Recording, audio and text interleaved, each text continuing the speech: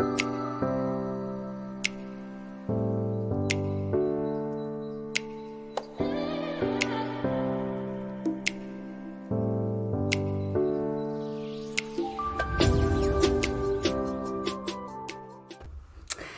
everyone. I'm Nancy, and thank you for joining us on the OWASP DevSlop show. And for today, we have Clint Gibler here with us. He'll be leading a workshop on Semgrep. Hi, Clint. Hey, thanks so much for having me. Excellent. What do you have planned for us today? Sure. So we're going to start out talking about some best practices in rolling out static analysis in your organization, regardless of the tools you're using. And then most of the time will be spent rolling out Semgrep, an open source lightweight static analysis tool, onto Juice Shop and learning to write some custom rules that are hopefully specific to you, in this case, Juice Shop, but in general, specific to your org. So trying to empower people. That sounds great. But first, let's hear a message from our sponsor, We Hack Purple. We Hack Purple is a Canadian company that has dedicated its entire being to helping people create more secure software. We have a community that's online where you can meet other people and receive custom content direct to your inbox. We have a podcast and so much more. If you check out our website at wehackpurple.com, you will learn all about what we have to offer. Hello, everyone. I am Nikki, and I am your host today on the OWASP DevSlop show. I have two other co-hosts that I'd like to introduce. So let's bring Ray and Tanya. Hey, guys. You want to tell everyone a little bit about yourselves? Sure.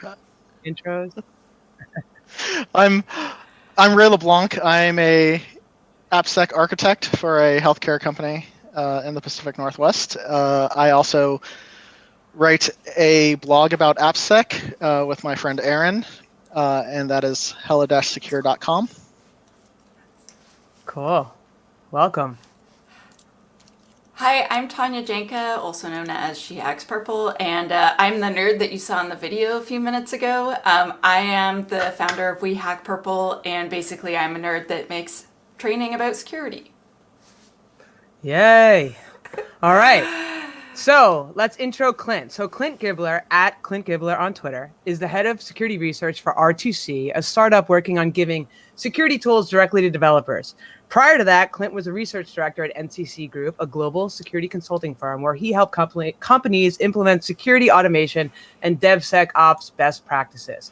Clint is a speaker, and he has spoken at many conferences such as Black Hat, AppSec Everything, B-Sides, and all the DevSecCons. He holds a PhD in computer science from University of California, Davis, and he runs a very popular newsletter called TLDRSec, which I can't say enough about. Everyone should sign up for that, where he just kind of goes through a weekly security summary, news, events, hacks, really interesting things. So, Clint, the floor is yours. Hey, thanks so much. Yeah, for background for the people watching, I was like, Nikki, just be like, Clint, blah, blah, blah. He did some things. But thank you for the kind intro. The blah, blah, blah wouldn't get it. I had to really sort of tell everyone who you were. So blah, blah, blah would have just glossed over that. It wasn't fair to you, Clint. So. Well, thank you. All right. Yeah, so basically the structure of this is I have like a couple slides and a few ideas, so we can do that at the beginning, but hopefully that'll be no more than, 5 or 10 minutes or maybe 15. And then most of the time is going to be hands-on exercises that you can do sort of autonomously on your own. You can ask questions, and we can just maybe think throughout this, like if there's some stuff that you're like, oh, I keep commenting this on code reviews and I wish I could just like automate that. Like think about what those are so that we can maybe write them together. So I have some exercises planned, obviously, but things that are specific to you and what you care about, to me, would be the most interesting. Okay, cool. So let's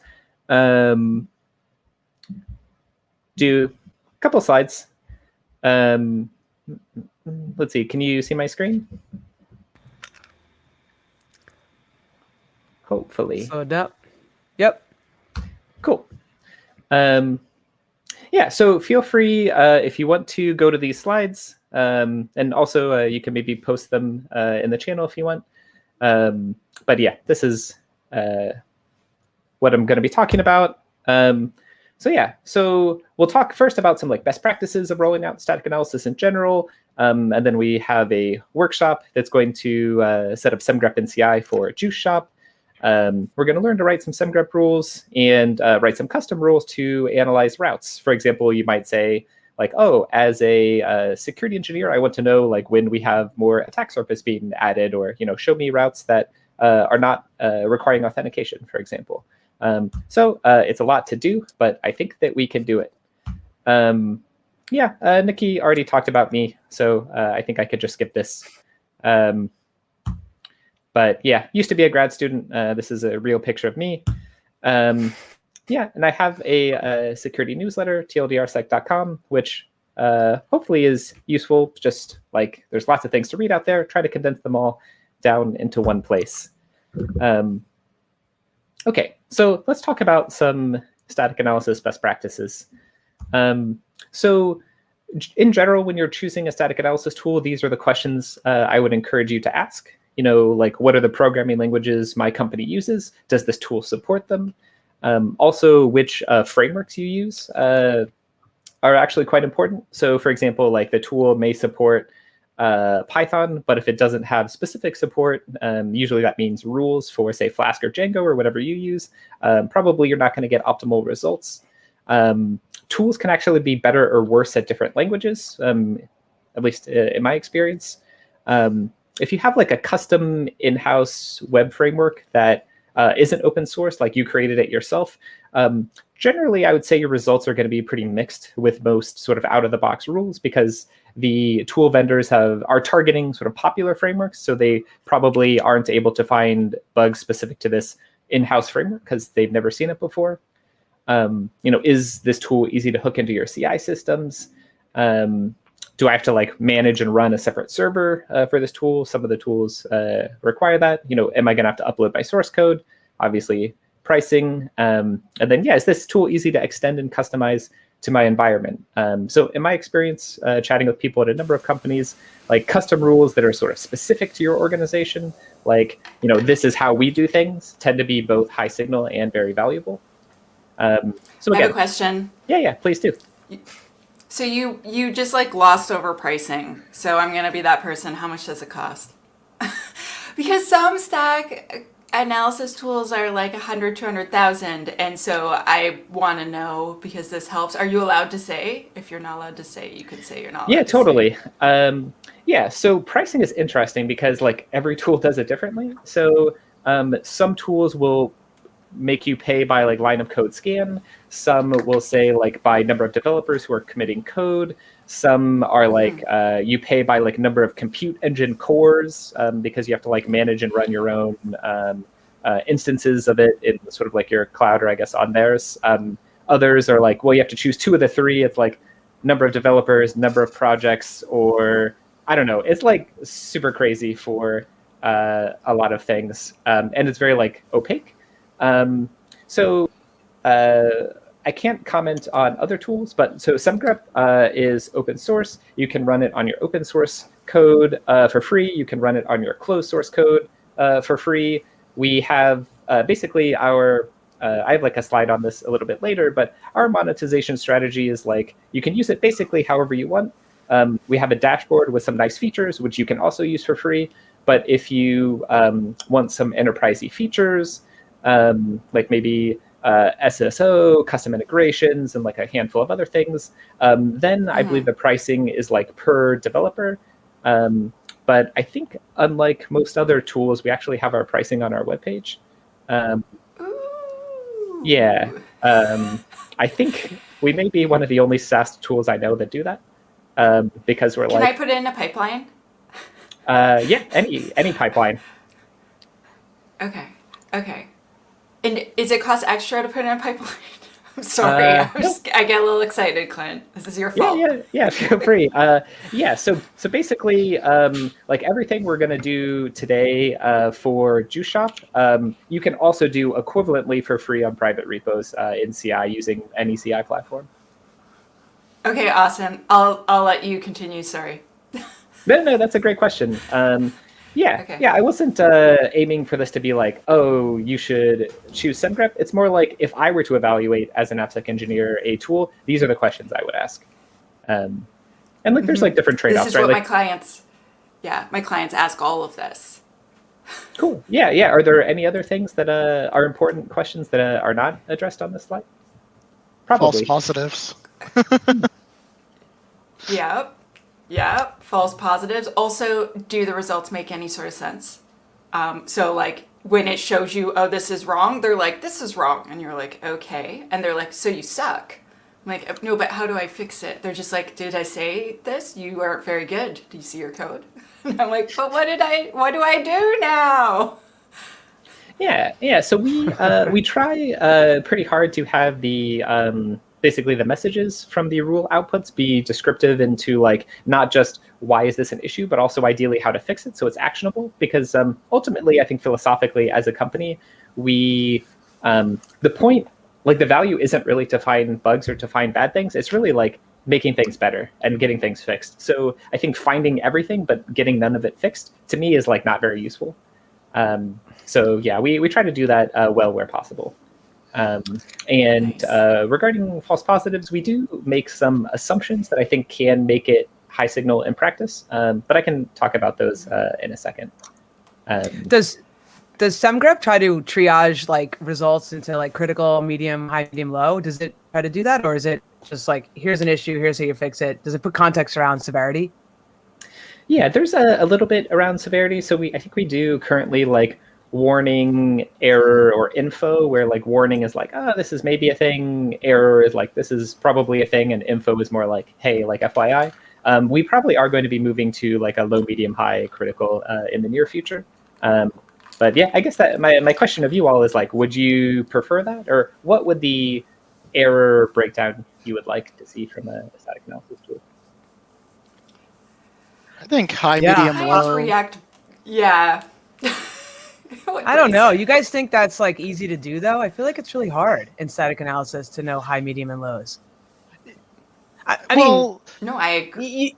you could be like, yeah, you're not sanitizing input. Like this probably is really bad. It could be super really bad, or it could be like less really bad, depending on how it's being deployed. And there's so much unknown around that. I don't know. It's a hard question. My biggest concern is making it easy for the devs. So high, medium, low, like whether it's right or wrong, it's easy to understand, and I don't have to explain anything. They know, go fix high vulnerabilities, right? How those high, medium, low are calculated is a much harder answer, but I like it to make it as simple as I can on the developers. Cool. Yeah, totally agree. That makes sense. Cool. Okay. Thanks for the feedback. Yeah, we're probably going to be moving in that direction shortly. Just because, yeah, like why not make it as easy to use as possible? So this is like, let's say you don't use static analysis right now in your company and you're like, oh, we should start. I think there's sort of like a two-pronged thing that's kind of nice to do. So one is like, okay, sort of like offline, like let's do like a full scan of every repo, try to get an understanding of the current state of the world, what vulnerability classes are the most prevalent. Based on that data, make a game plan, maybe we should do developer education around things that are more prevalent. Maybe we need to update our internal coding guidelines. Are there some secure by default libraries or services or guardrails we can build? So ideally, the goal here is like, can we solve classes of bugs rather than plain one-off bug whack-a-mole?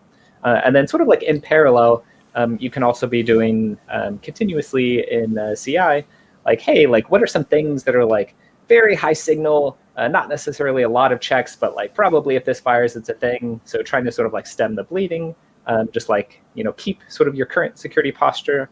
A good tip is like, are there developer teams you're like pretty friendly with? They like always come and ask you questions and they like you. And, probably initially things are going to be a little bumpy as you figure things out. So like, who's going to like work with you through those?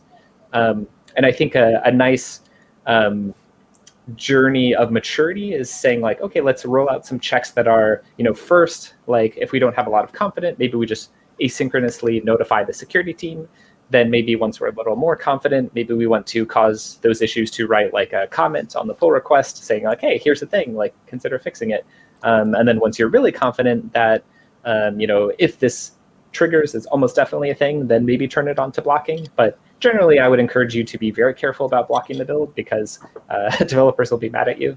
And it's not a good way to build relationships.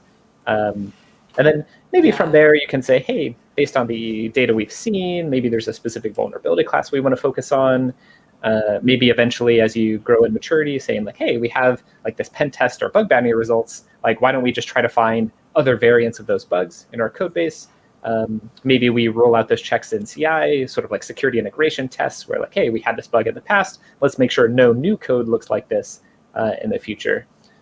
Actually, a friend of mine, we were chatting a week or two ago, and he was like, hey, we just had this like super critical like auth bypass bug in one of our code bases. It kind of looked like this, and he was like writing a custom rule to find it. And we iterated for like 20 minutes or so, and then he ran that on other code bases and ended up finding another P0 that the bug bounty didn't find but looked similar. So stuff like that I think is super powerful. And so CI is like, how can we raise our security bar like 1 inch at a time? So these are kind of how I think about it. Again, it depends on your organization, your culture, but yeah, sorry, what were you saying? Could you tell all of my clients this? Because, could you just tell everyone? Because, like, so many companies I work with, they're like, so we bought this really old SAST tool that is a good tool.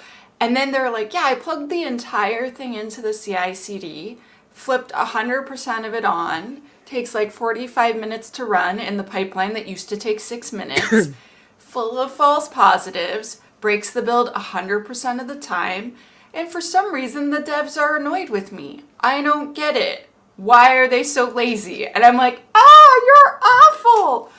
And I don't know how to get... So like what you just mapped out is what I tell like everyone, and then they're like, really? Because the people that make the tool said to do this.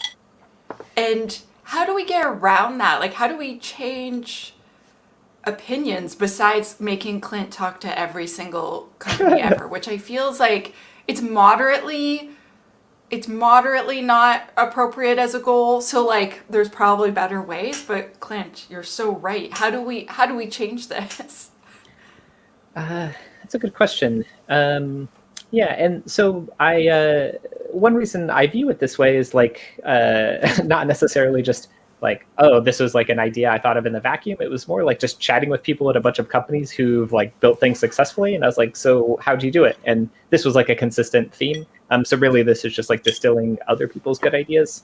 But also at NCC Group, I did help a number of companies roll out sort of traditional big box static analysis tools. And yeah, Tanya, to your point, like often it was like, hey, let's like throw everything at it. And then the builds are really slow and like everybody's sad.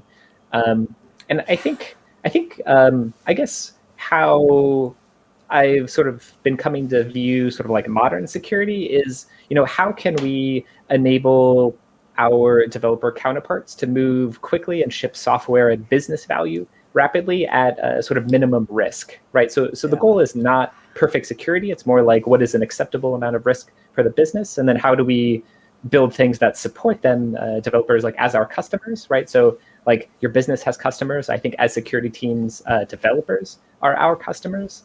So ultimately we want a good user experience for them, right? And so like, developers generally care about having good code. They take pride in having code that works, at scale and robustly. So like, hey, like how can we help, because it's really annoying to like have to fix something in production and then have to remember your context for when you're originally writing it. So I think thinking of it more as like, what are like these obvious gotchas that we can find, and then over time, maybe things that we're like a little less confident about, but we've already solved all the low-hanging fruit, so it's like not as noisy. But yeah, I would say, like if you're gonna block the build, you need to be like super confident that you're right. Like you need to be like 99% confident you're right, or at least like 95, in my opinion. And you probably need to have ways to reduce the friction of like knowing that the build will be blocked before it gets blocked, right? So I think a lot of these tooling, a lot of these static analysis tools, like the lower the friction is in terms of getting results, the better this whole thing is going to be. And developers can triage things on their own. At least in my experience, I found this to be, as maturity increases, a very successful model. So yeah, reducing friction, I feel like, is the name of the game here. Yeah, totally. And ideally, developers can say like, oh, like this is or isn't a problem, and here's like some reason why, and maybe let them like triage some things. And ideally, over time, the tool is like, hey, this issue tends to be low signal in practice, so maybe we automatically turn it off, or maybe we like know to improve it because developers have told you it's not good. So ideally, it's like this feedback loop and not sort of like a point in time thing you just sort of hit people with. Cool. Sorry to interrupt. I was just like, I want everyone to know what Clint just said. Yeah, thanks. No, that's really good feedback that you agree. Well, cool.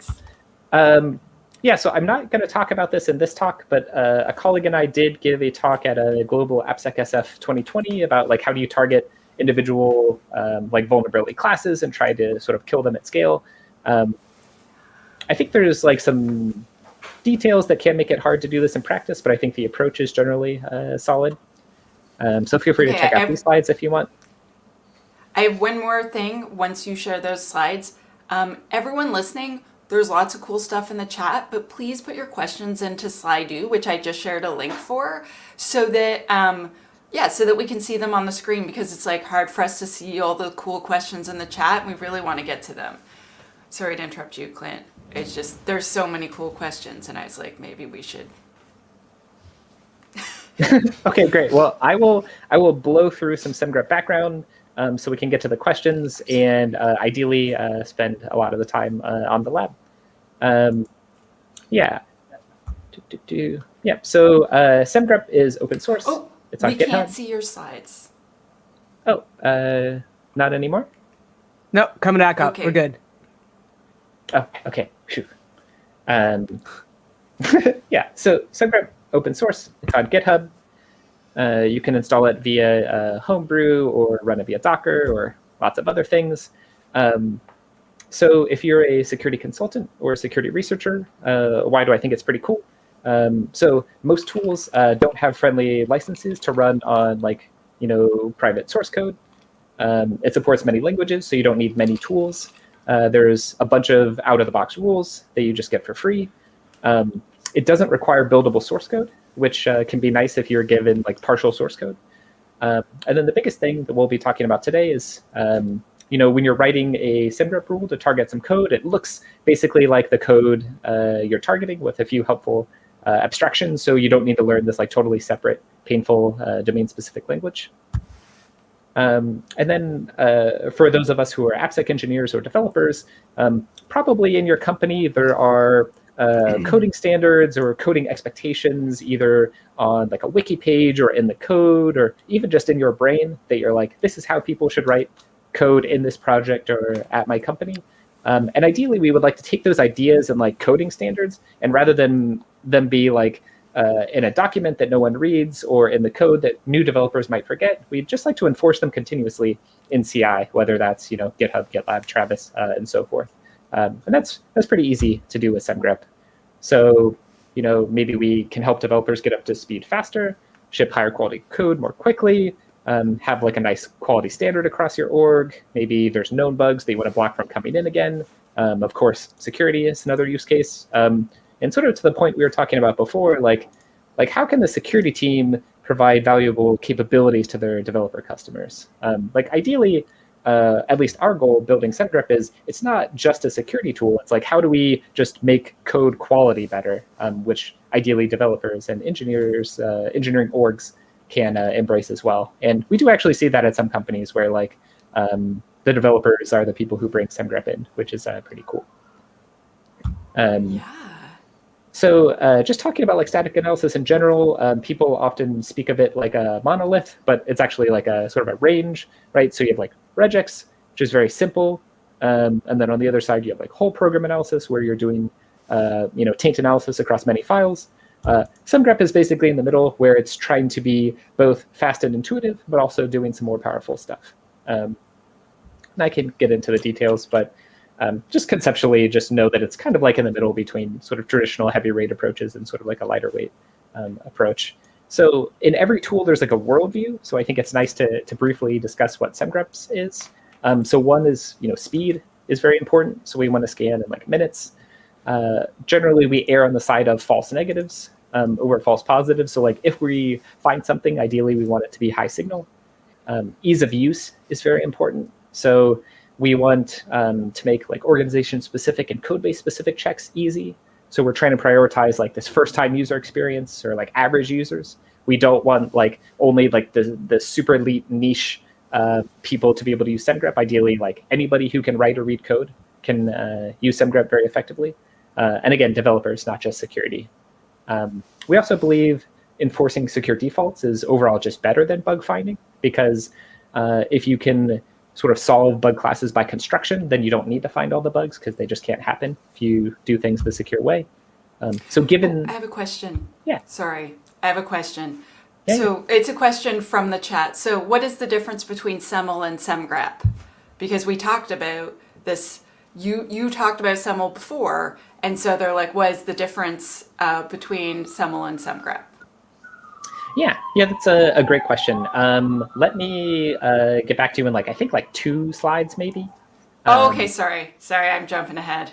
No worries. Yeah, that's a great question. Happy to chat about it in more detail. But yeah, one moment, por favor. Actually, this slide does talk about it a little bit. So given the sort of worldview and design decisions, Semgrep focuses on sort of single file localized analysis because in our experience doing interprocedural data flow analysis. So for example, user input comes in from this route and then passes to this file, to this file, to this file. In practice, based on my experience using other tools as a consultant for other companies, the longer that call chain is, the more likely it is to be a false positive. And if your goal is instead to enforce secure defaults, then generally localized analysis is good enough. And again, we don't want to require buildable source because sometimes you don't have that. And then again, we want rules that look like source code. So I think, yep. So just to sort of put things in context. So CodeQL or Semel has open source rules, which is awesome. I think besides Semgrep, they're the only commercial tool that does that. But their engine, sort of the core brain, so the rules, you can see the logic, but the brain that does that is not open source. To my knowledge, you cannot use Semel freely on closed source repos, which you can in Semgrep. But we don't have, we have a dashboard, which we'll use a little bit today, which you can use for free, but that is not open source. But pretty much everything else about Semgrep is. So basically, in Semel, you have this sort of a data log-esque query language that's kind of like SQL for sort of querying code.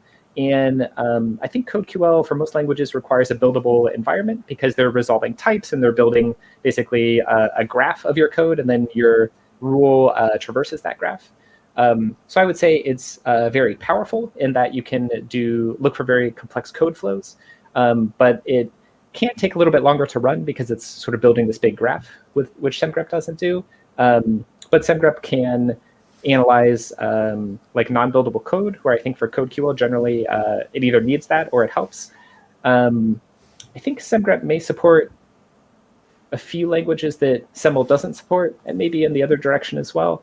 But Semgrep focuses on sort of ease of use and localized analysis and speed, where CodeQL, I think, is optimized for sort of the security researcher workflow, where you're willing to put in the time to learn the DSL. I don't know. Does that make sense? Oh, yeah, it does. That's excellent. Thank you. Cool. Yeah, and thank you for the question. Yeah, but so, the dashboard is not open source because that's how we're hoping to make money. Because, turns out paying developers requires money. But you can use it. You can use it for free. There's a free tier that can get you probably 80% of the way there most times. But if you're running Semgrep across hundreds or thousands of repos, then maybe you want sort of like a teams tier rather than the community tier. Okay, so this is all the slides that I wanted to talk about. Yeah, any questions we should talk about now, or we can delve into the lab? We have so we have many questions. so many questions. Nikki, you go through them. Yeah. All right. Did you go in any order here, Tanya, or you're just picking them out? I just picked that one because I wanted to know too. Okay. All right. Good reason. So at the top, do you have a native interface to feed in Defect Dojo? Yes, I believe Defect Dojo maintainers themselves added a Semgrep integration. Cool. Does it report vulns with CWE and/or the MITRE attack framework? CWE, yes. MITRE, I think not. But basically, in Semgrep rules, yeah, just do a little YOLO live. Yeah, so Semgrep rules at their core are just YAML files with sort of specific syntax.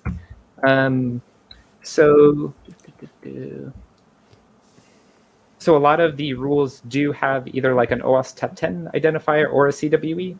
So while there's not currently a MITRE attack attribute, you can actually just add that wherever you want to, and that'll get sort of passed through in the output. So OWASP and CWE and ASVS in some cases, yes. I think MITRE currently no. But it's like trivial to add. So cool. Cool. I really Vulnerability like ratings be customized. Yes. So yeah, one thing we're working on is like making it easy to override rules, where it's like the rule says this, but like for your org, you would like to like have a custom message or a custom severity or something like that. It's not currently possible to like easily override in that sort of general fashion, but if you wanted to sort of customize the metadata in a rule, and all the rules are open source, so you can do that today, just not quite as easily as we would like you to. So the answer is yes, and hopefully even easier soon. All right. I'll ask one more, and then I'll hand it over to you guys, Tanya and Ray, to continue. How is remediation guidance vetted? Yeah, that's a good question. So remediation advice is certainly very important. You want to give people descriptive, helpful information about what's wrong as well as how to fix it. So basically, how we've been doing it so far is the R2C security team, for the rules we write, try to be very diligent and do some research into like what is the sort of state of the art and recommendation for this type of issue and vulnerability class based on, say, OWASP or other resources. And things, submissions from the community, we also vet. Yeah, so I would say basically the security team tries to vet those quite stringently. But if you think there's something that could be improved, feel free to point it out, and we'd be happy to make it better. So, Clint, does Semgrep also like parse configuration files, XML, YAML, JSON, or even like maybe even text-based files? If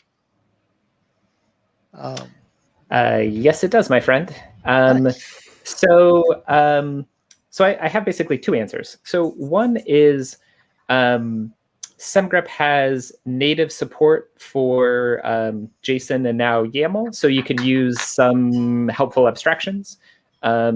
But Semgrep also has like a generic mode, which can actually run on any text file. So Terraform, CloudFormation, like anything that's like text, you can actually write Semgrep rules for.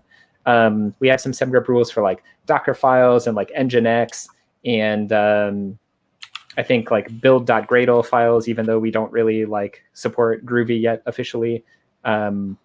So yeah, we have, so for some like JSON and YAML, we have like quite good native first class support. And then we have like a generic mode that supports any text possible, basically. So yeah, so basically any file, you just do that. That's fine. Awesome. So there's so many questions, Clint. So I'm going to kind of start at the top. So according to different AppSec team maturities, when should we try to push Semgrep? And should this be early in the system development lifecycle, or should it be later? Or did we already talk about this? I think this is a new one. Yeah, so I guess when you say like early or late, is that like a company or team maturity, or like do you mean early in the like SDLC? Or, so the question is asked awkwardly, but I would say like, could any team just start doing SAST? Even so, like let's say they don't have a mature AppSec program, but because Semgrep focuses on code quality and code vulnerabilities, like perhaps any team could use it, even if they don't have like an expert on their team. Yeah, I would say so. There are a number of startups who like actually have literally no security people using Semgrep in CI, and I would say like the key is like if you're a small like early maturity company, like you don't want to like overburden people with a lot of things. But again, if you're sort of like, okay, well, what are a couple of things we can all agree? Like, hey, like let's not use eval or exec, or like, you know, let's make sure that we're doing this thing right. And then, yeah, I think it can be used for companies at any size. I don't think you need necessarily a certain level of maturity. Just being like, hey, let's make sure that we do this in a way that is providing value based on sort of where we are and what we're trying to do. Which, you know, again, like start small. But yeah, if you have, you know, no security people yet at your company, you can still use it. Just maybe don't like try to run all the security things all the time immediately. Just like, yeah, just gradual. Yes. Yeah. There's another question.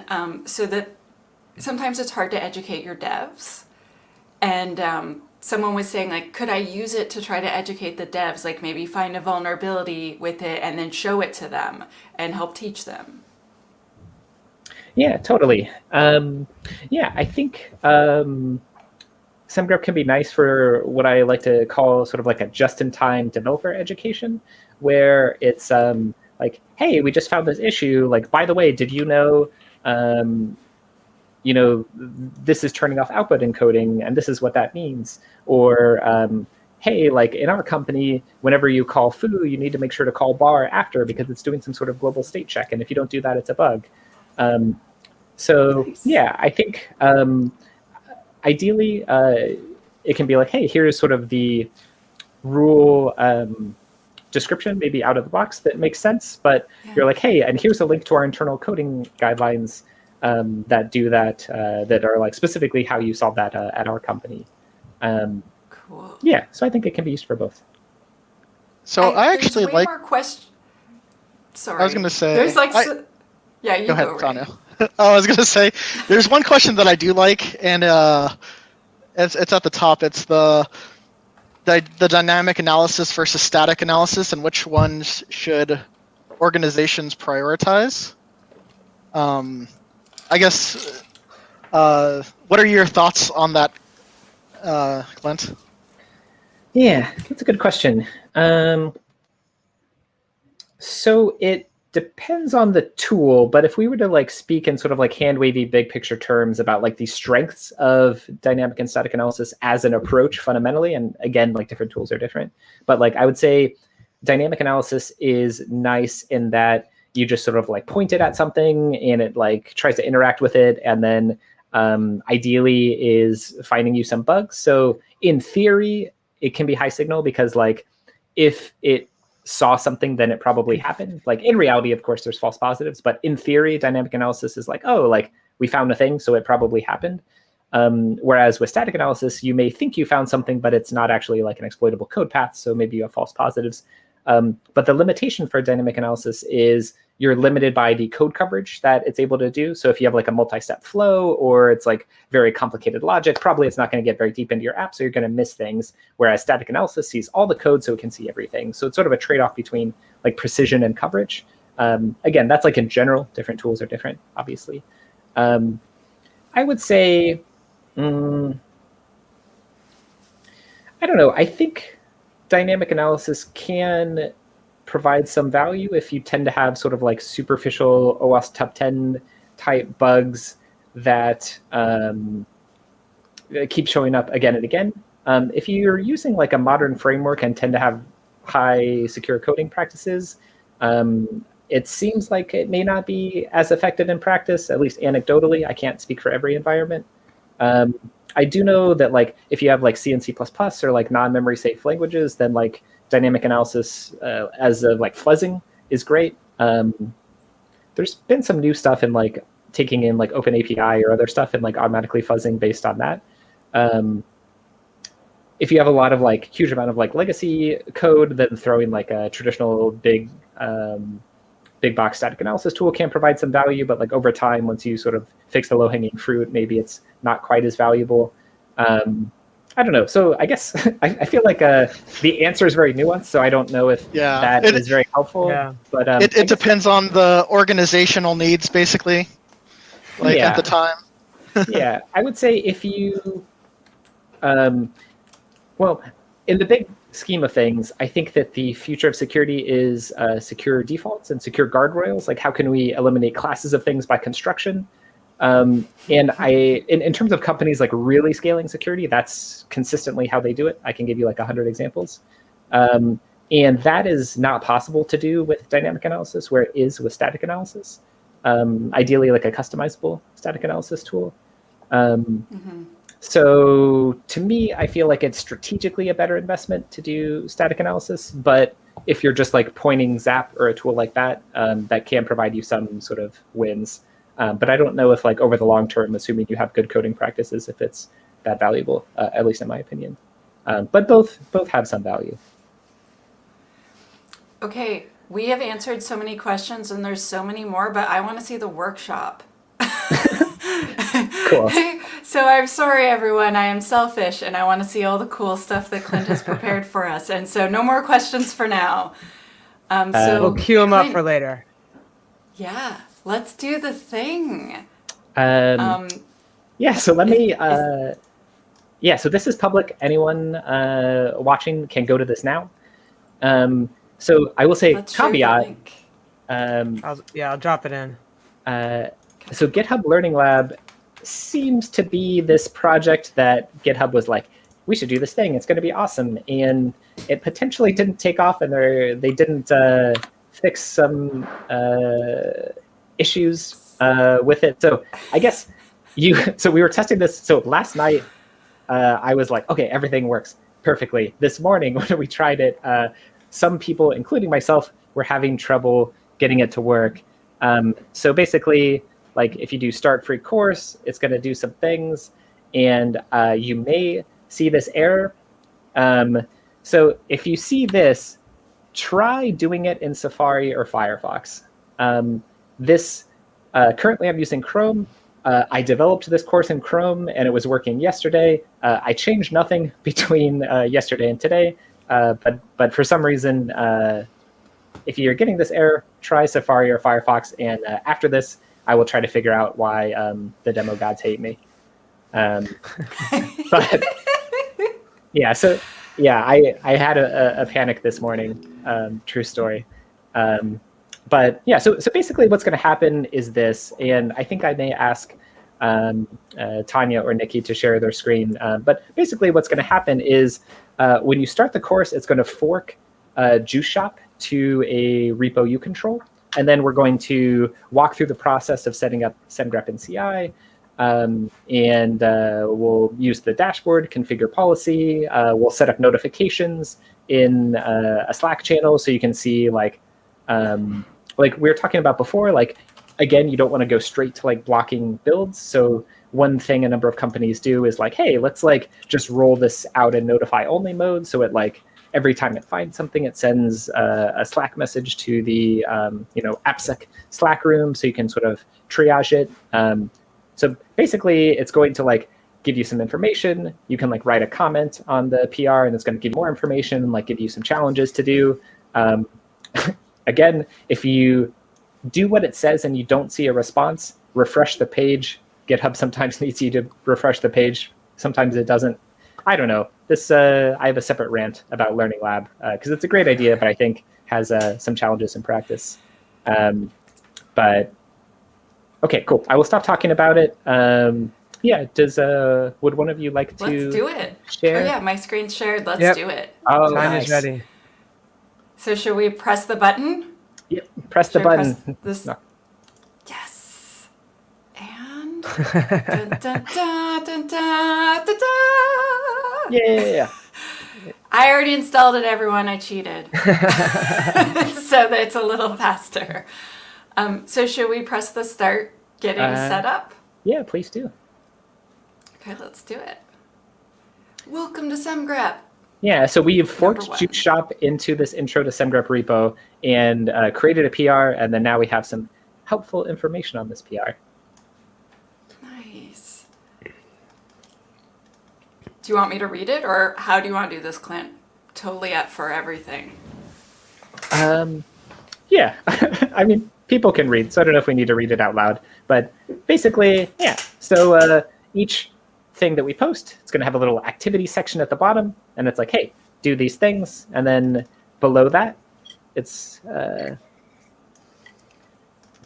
say, hey, I'll respond in this PR when I detect a comment. So most of the time, to move things forward, you can just write any comment you want, and hopefully it should work. But yeah, this first thing is just saying, hey, I created an issue with more info. Ah, cool, look, the bot responded. But if it says to write a comment and you write one and you don't see anything, like refresh the page. So let's see, Tanya, if you scroll up, you can sort of see the what it said. Yeah, under you, so getting started. Under getting started. Sorry, here. There we go. Commented now. Yeah, so first... So, oh, yeah, you keep going. I want to... Oh, okay, so... All right, first thing we'll do is to get you up and running. So we are going to join the R2C community Slack. Do I have to do that? Because it's kind of complex to do all of that live. I'm going to do that. Yeah, yeah, I guess you don't have to do it live. Yeah. So basically, I was like, viewers may or may not have a Slack channel they can easily hook things up to. So I was like, here's how you can, if you want to. Oh, yes, okay, I see. But okay, yeah, so then let's do it. Yeah, I probably don't want to connect it to every single. I have a lot of Slack channels. I just want you to know. So I'm drawing another one. This is my trust in you, Clint. Yeah, we could. I guess I think people can do this probably. I guess yeah. If you want to, we can just skip that for now to save some time. But people feel free to do that because I think we may or may not get to later stuff. Yeah, I guess maybe go to step 2. We can skip the notifications and just trust that it works. I promise that it works. Okay. Can I log in with GitHub? You can. Oh, nice. Heads up, you're about to go to GitHub. Oh, really? Am I? Okay, so we would like permission to verify your GitHub identity. I'm comfortable with that. Know which resources you can access. So what does that mean, Clint? Yeah, that's a good question. So basically, the point is like we have a GitHub app, which will then make it easy to say like, hey, we see that you're running these things in CI, and then talk back to our server to say, hey, show the findings in like this page for this repo. But basically, I think we're like looking at the like list of repos that you may want to add to Semgrep. We try to aggressively like require as few permissions as possible because we would rather know as little as possible because least privilege. Yeah. But, yeah, so it's not asking for my microphone and my contacts. This is good. Not this version. Maybe next time, once we go full social media mode. No, but we're basically like, these are the least things we need to like do the things that we need to do our job. Okay. Yeah, act on your behalf is like a dumb, like basically that I think just means like we are a GitHub app, and this is just sort of the messaging GitHub uses. Well, it means you can make PR work, like you can make pull requests when I've made an error. Yeah, so we can specifically this will help us like create a semgrep.yaml file to set up the Semgrep GitHub action. but yeah, there's like a limited set of things that we can do. I like at the bottom how it's not owned or operated by GitHub. Okay, it was created 2 years ago, so that's pretty good. It wasn't created 2 days ago, because installing something like that seems disconcerting. And more than 1,000 GitHub users, that's way better than it's like there are over 4 users. Like, that's not very good. Okay, so I'm gonna authorize. I trust Clint. I'm gonna give her. That's Canadian for I'm going to do it. Okay, good to know. You're almost there. Just one more step. To continue, please take a moment to review our terms of service. Is this the entire terms of service? No. So theoretically, we would open this and then spend like an hour before bed reading this so we could fall asleep. But I'm just going to accept. It's nice how it's showing my personal email address. So Semgrep can do you want to read this or do you want me to read it? Sure. Yeah, this is just like trying to communicate a little bit about like how we view security, which is like, yeah, we're going to like help you find bugs, but ultimately we want to enforce secure guardrails where like, hey, it looks like you're turning off output encoding here. So like, even if it's not exploitable now, it might be in the future. So like, maybe let's just do the right thing so that doesn't happen. Nice. No, I really like this. Okay, I'm ready. Let's add guardrails. Yes. Yeah. So yeah, if you want to, we can like quickly look through the UI perhaps. So basically it's like you don't have any projects set up yet. We'll do that in a second.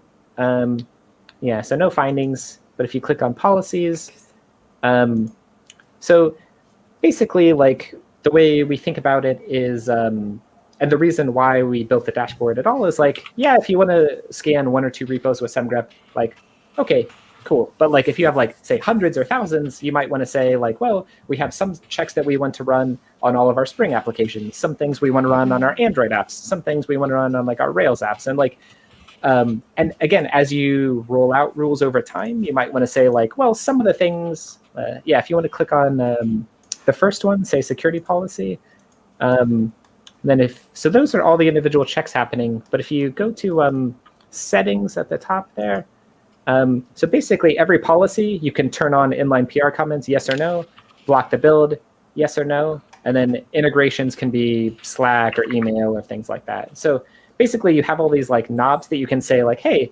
I'm going to run, I have my, beta new rules policy, which is like, don't write any PR comments, don't block the build, but send a Slack message to the, say, AppSec notifications Slack channel. So it's just like very easy to do, like sort of exactly what you want to do. Admittedly, with a little, I think, extra complexity that we're working on, making it slightly simpler. But yeah, so basically you can have many rules added to a policy, and then yeah, it's going to display this better soon in terms of like some aggregate stats. But yeah. Did you name this Squirrely Auto Escape? Squirrely. So I think that is actually a templating library, but I like to think that it's not, and it's just that was the name. So basically, out of the gate, we're going to give you sort of one policy that's like pretty high confidence stuff that is going to be potentially build blocking, and then another thing that's like, just notify me or maybe write comments. So at a high level, we're basically just kind of trying to put a little bit of structure around Juice Shop so we could start our initial journey into Semgrep rule writing. That's what we're yes. adding. Okay, just trying to make sure everyone's super clear on that. Yeah, thank you. So if you go to the projects page again, and then add CI job to GitHub project, the middle one. Mm-hmm. Then do get Shall started. we get started? Yeah. Heads up, you're about to go to GitHub again. Just kidding. That's fair. So I have a whole bunch that I have access to, so let's install it on my personal repo. So I want to do it on all repos. Is that okay? Because I have a lot of repos. Am I allowed to do that? Yeah, so this is they're just all public.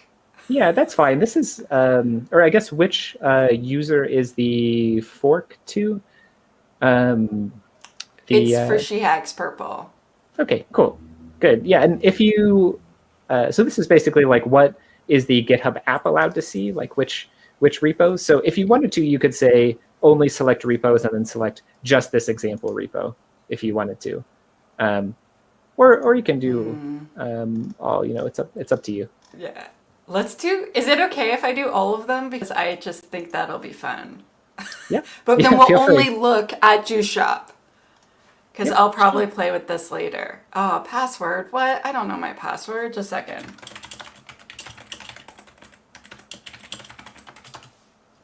I have a password manager and it like does all the stuff for me. Nice.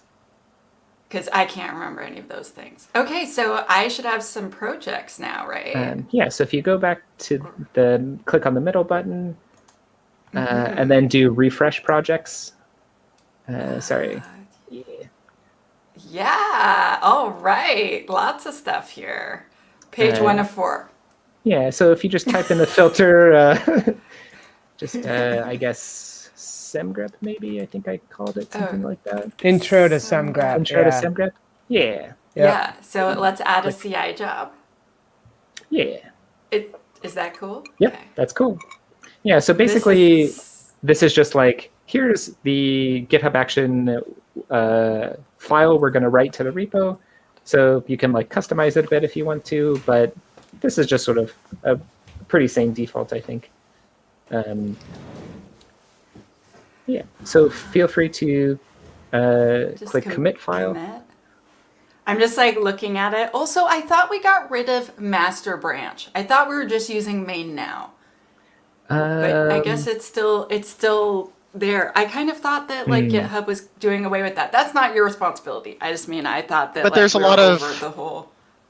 There's a lot of legacy stuff. stuff, right? That is still Yeah. on master in GitHub, so that kind of makes sense that they would include both Yeah. main and master. I'm old. It was main when I started, and then GitHub was like, "We're gonna rename it," and I was like, "I don't understand. Where's my main branch?" Okay, I'm gonna commit the file.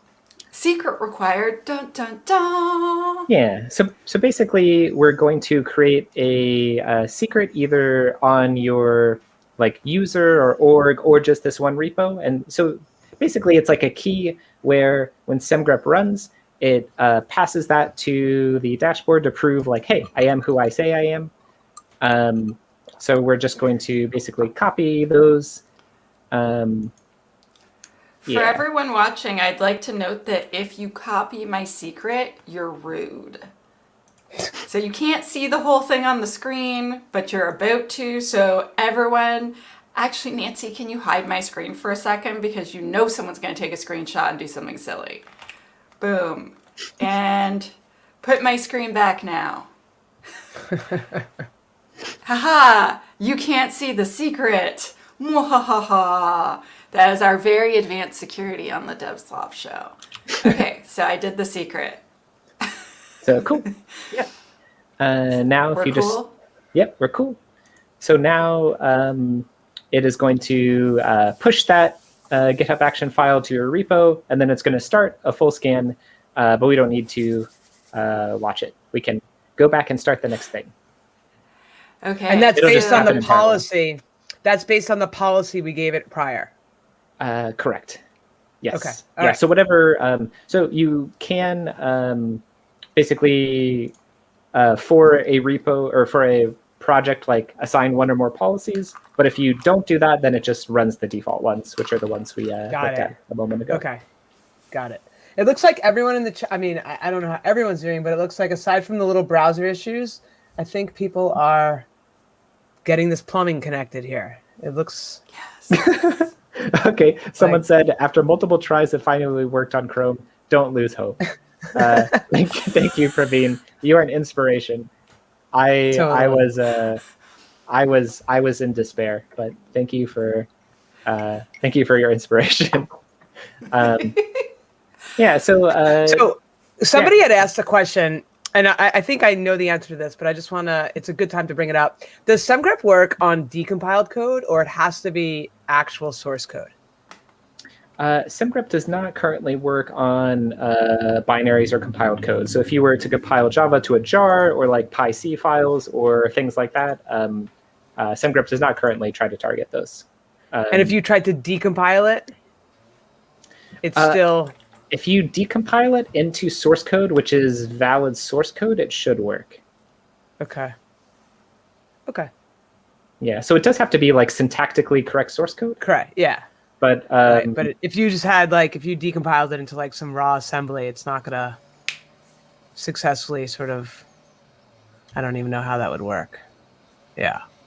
Got it. Yeah, it does need to be, yeah, I mean, like you could run, not like a binary, but like decompiled assembly. So like you actually see the instructions. Like you could use generic mode to try, but like probably don't. Because I don't think it would. We don't have any rules written for that. But in theory, you could. Yeah. So Tanya, do you mind going back to the intro to Semgrep repo page? Yeah. So. Oh, sorry, not that one. The. I guess if you click. This one. Yeah, that one. Yeah. So cool. If we go down, yeah, keep going down. Okay, so we logged into the Semgrep dashboard. Yeah, we actually did not set up Slack notifications. Yeah, so if you comment on the PR again, we'll get the next set of instructions, which I believe we've already actually done, which is like set up Semgrep NCI. So it'll probably say some things. Is it going to say the things at the top? Or is it it does it in the yeah. So here's a good example of when you would think that it would just display in line, but it doesn't. So I think you have to refresh the page, and then it'll be there. That's okay. I am very good at refreshing lines. Yeah. So now we can see that it did add this setup Semgrep NCI. We already did this, so great. We can comment again to go onward. Okay.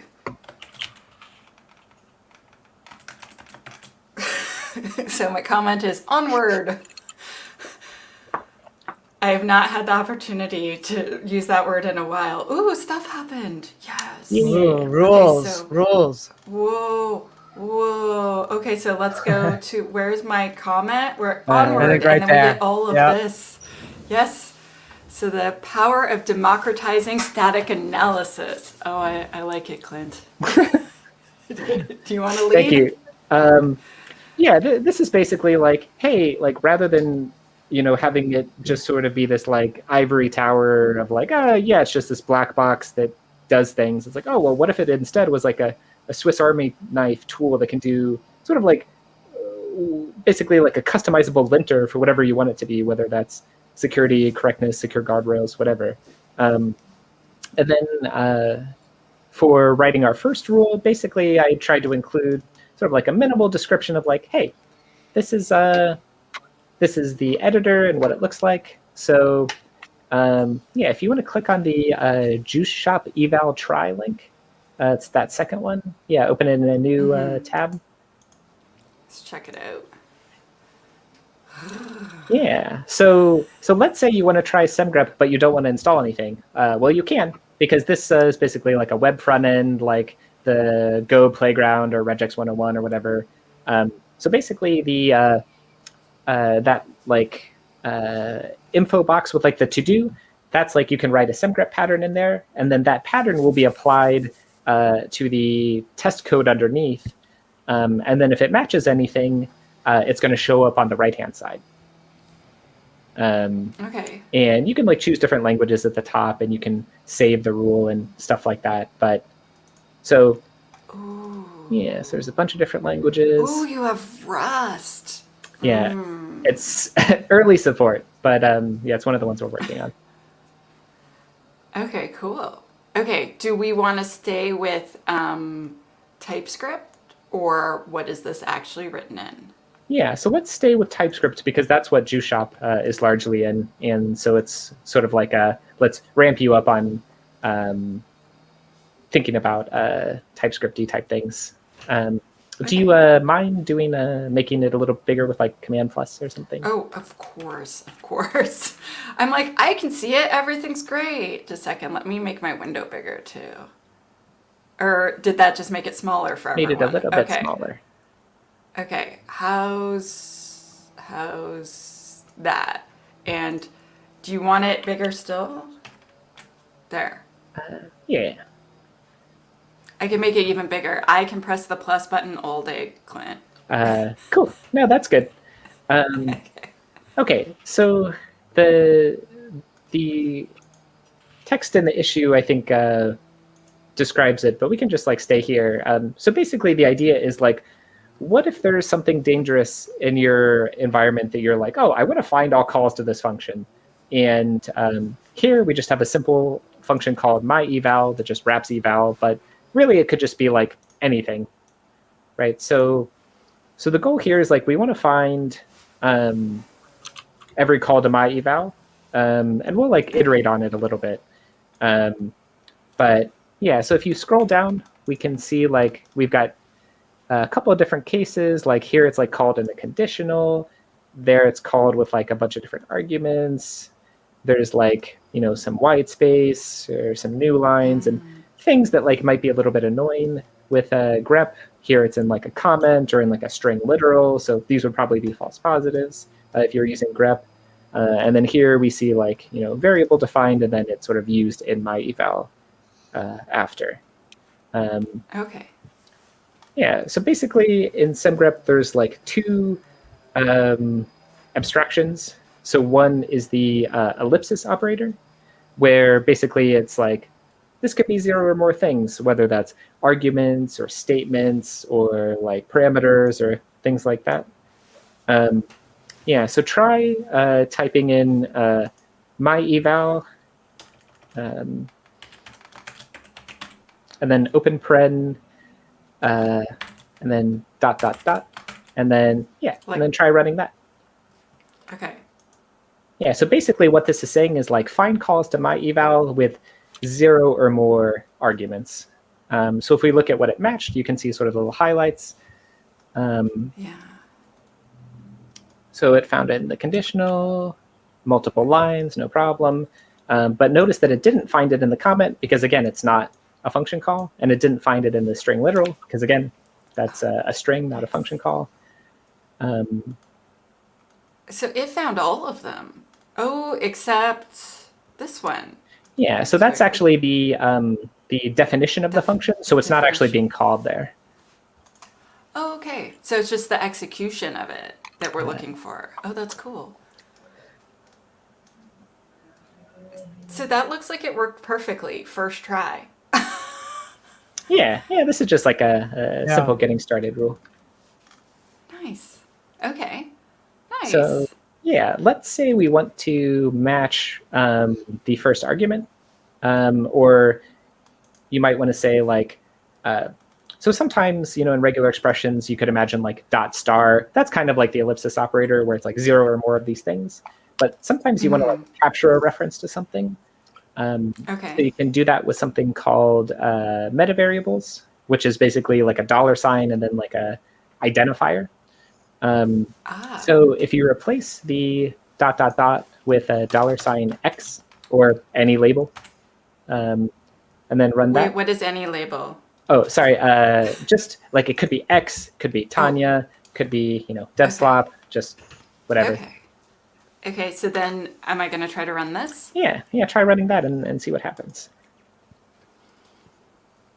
So it should only find things with one variable then, right? With one argument, correct. Yeah. So it didn't find the one in the conditional or inside because it had 0 or 3. And this one has too many. This one just has one, so it found it.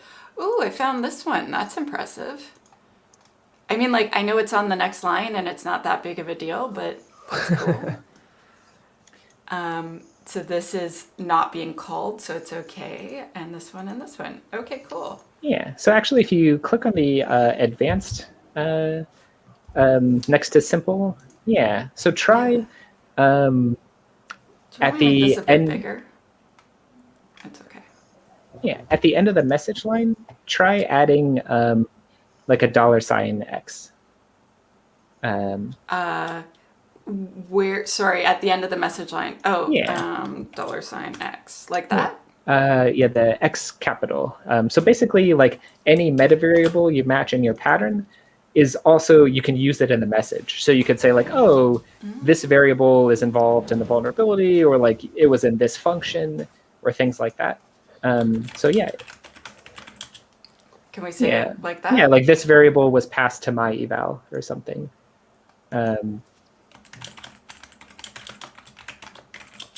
If I put the two quote, like the brackets like that, will that break everything?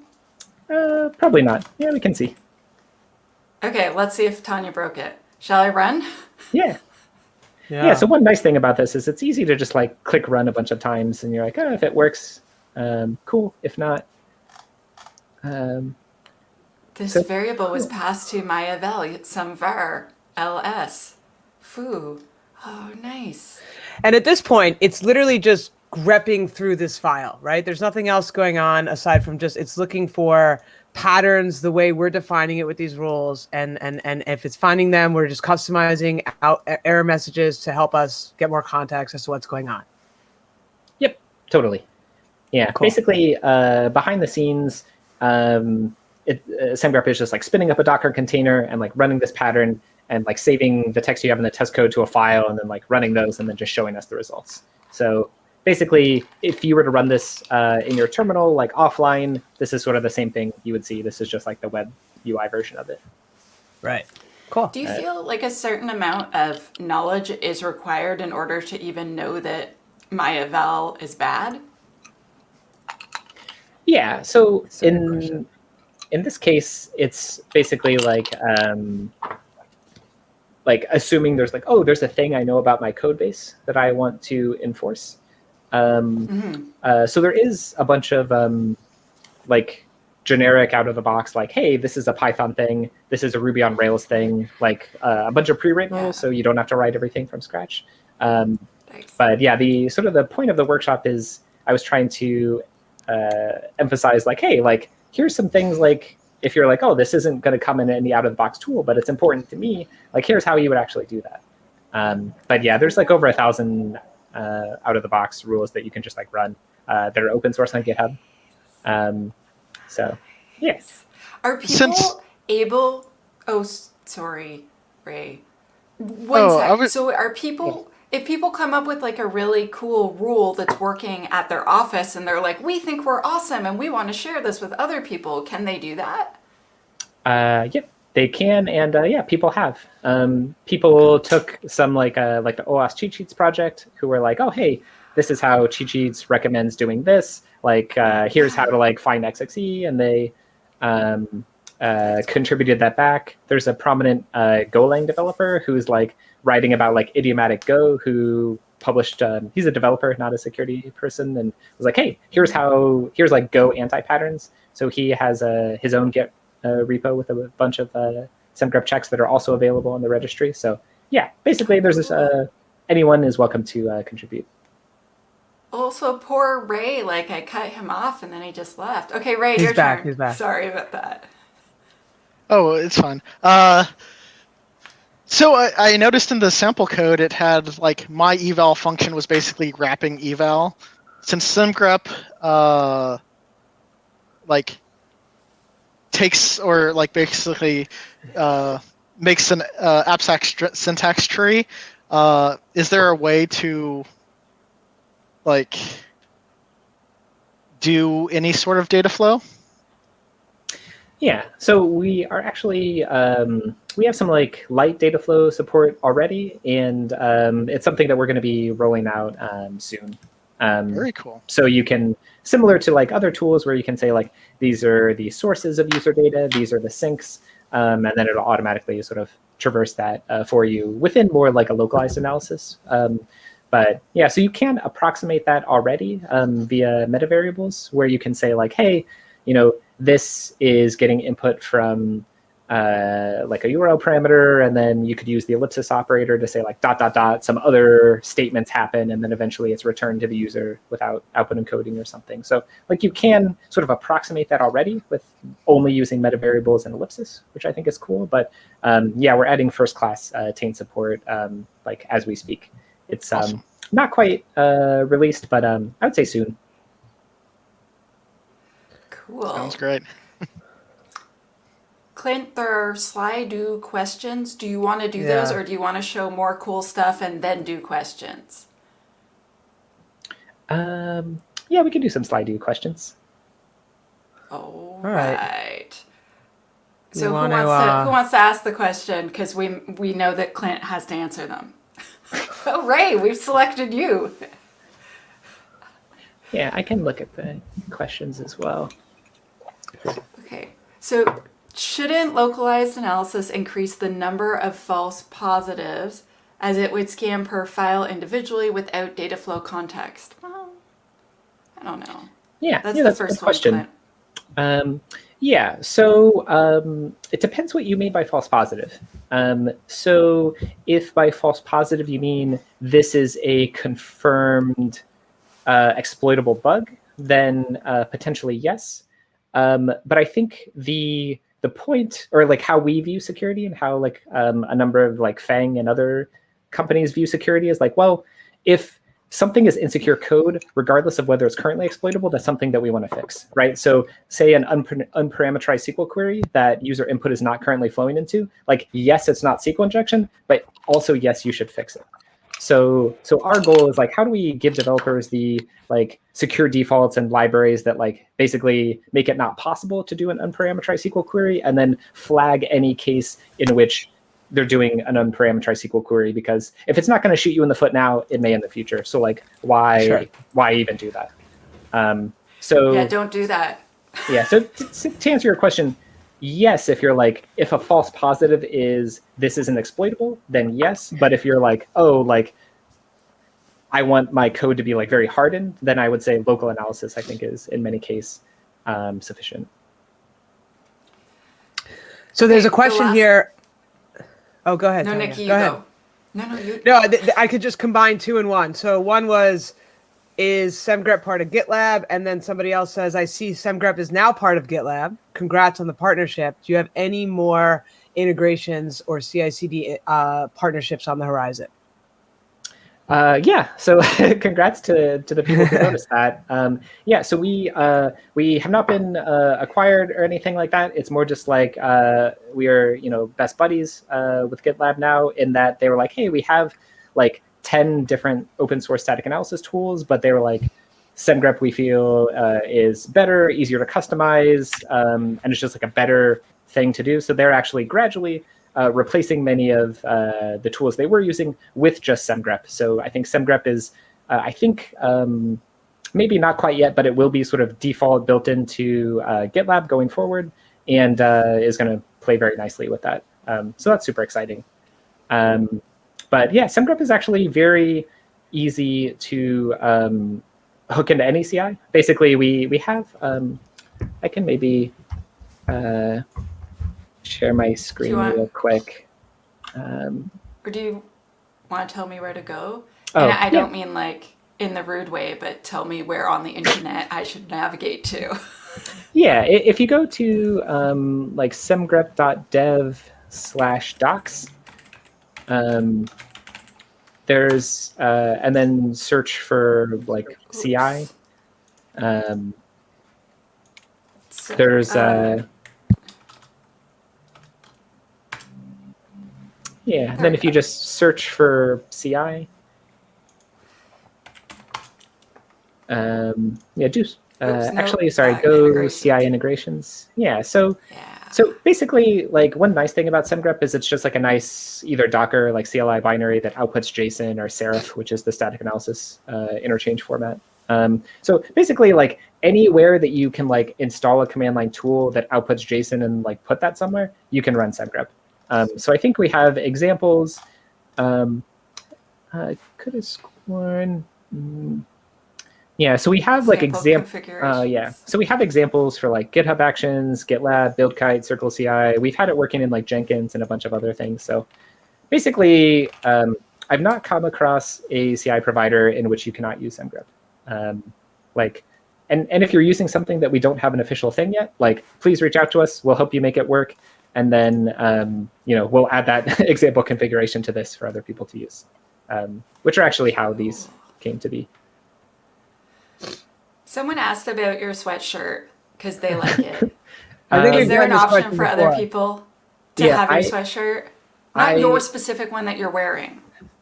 Yeah, I'll give it to you. I think that I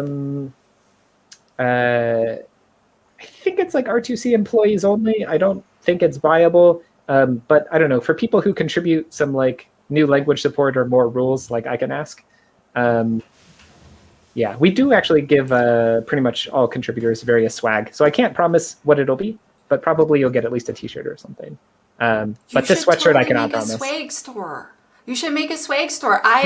You can buy my T-shirt on my swag store. No, but you should. Like, I don't make any money. It's so that someone that wants to participate in the thing you're doing can do it. Like, if they love the thing, or like, let's say it's a security person and they're gonna like teach everyone about Semgrep at work, and then they want to like wear the T-shirt while they do it. Do you know what I mean? Like, I don't know. Let everyone love Semgrep as much as they want to, Clint. I'll work on it. Yeah. Well, we are pretty free with our swag, but yeah, we don't have a swag store yet. All right, a couple more questions I want to kind of consolidate into one. It's really about the language support for Semgrep. So let's just consolidate them. How is the Semgrep support for C and C++? Thoughts on scanning minified JavaScript? And how about SPA frameworks like Angular, React, and Vue? Okay, yeah. So how Semgrep works in general is basically we have, it's actually similar to most static analysis tools or even compilers, which is like conceptually you have source code, then you parse it using like a parser or lexer into an abstract syntax tree, and then maybe you build like a graph from there, and then you sort of do like a tree or graph comparison to see if it matches or not.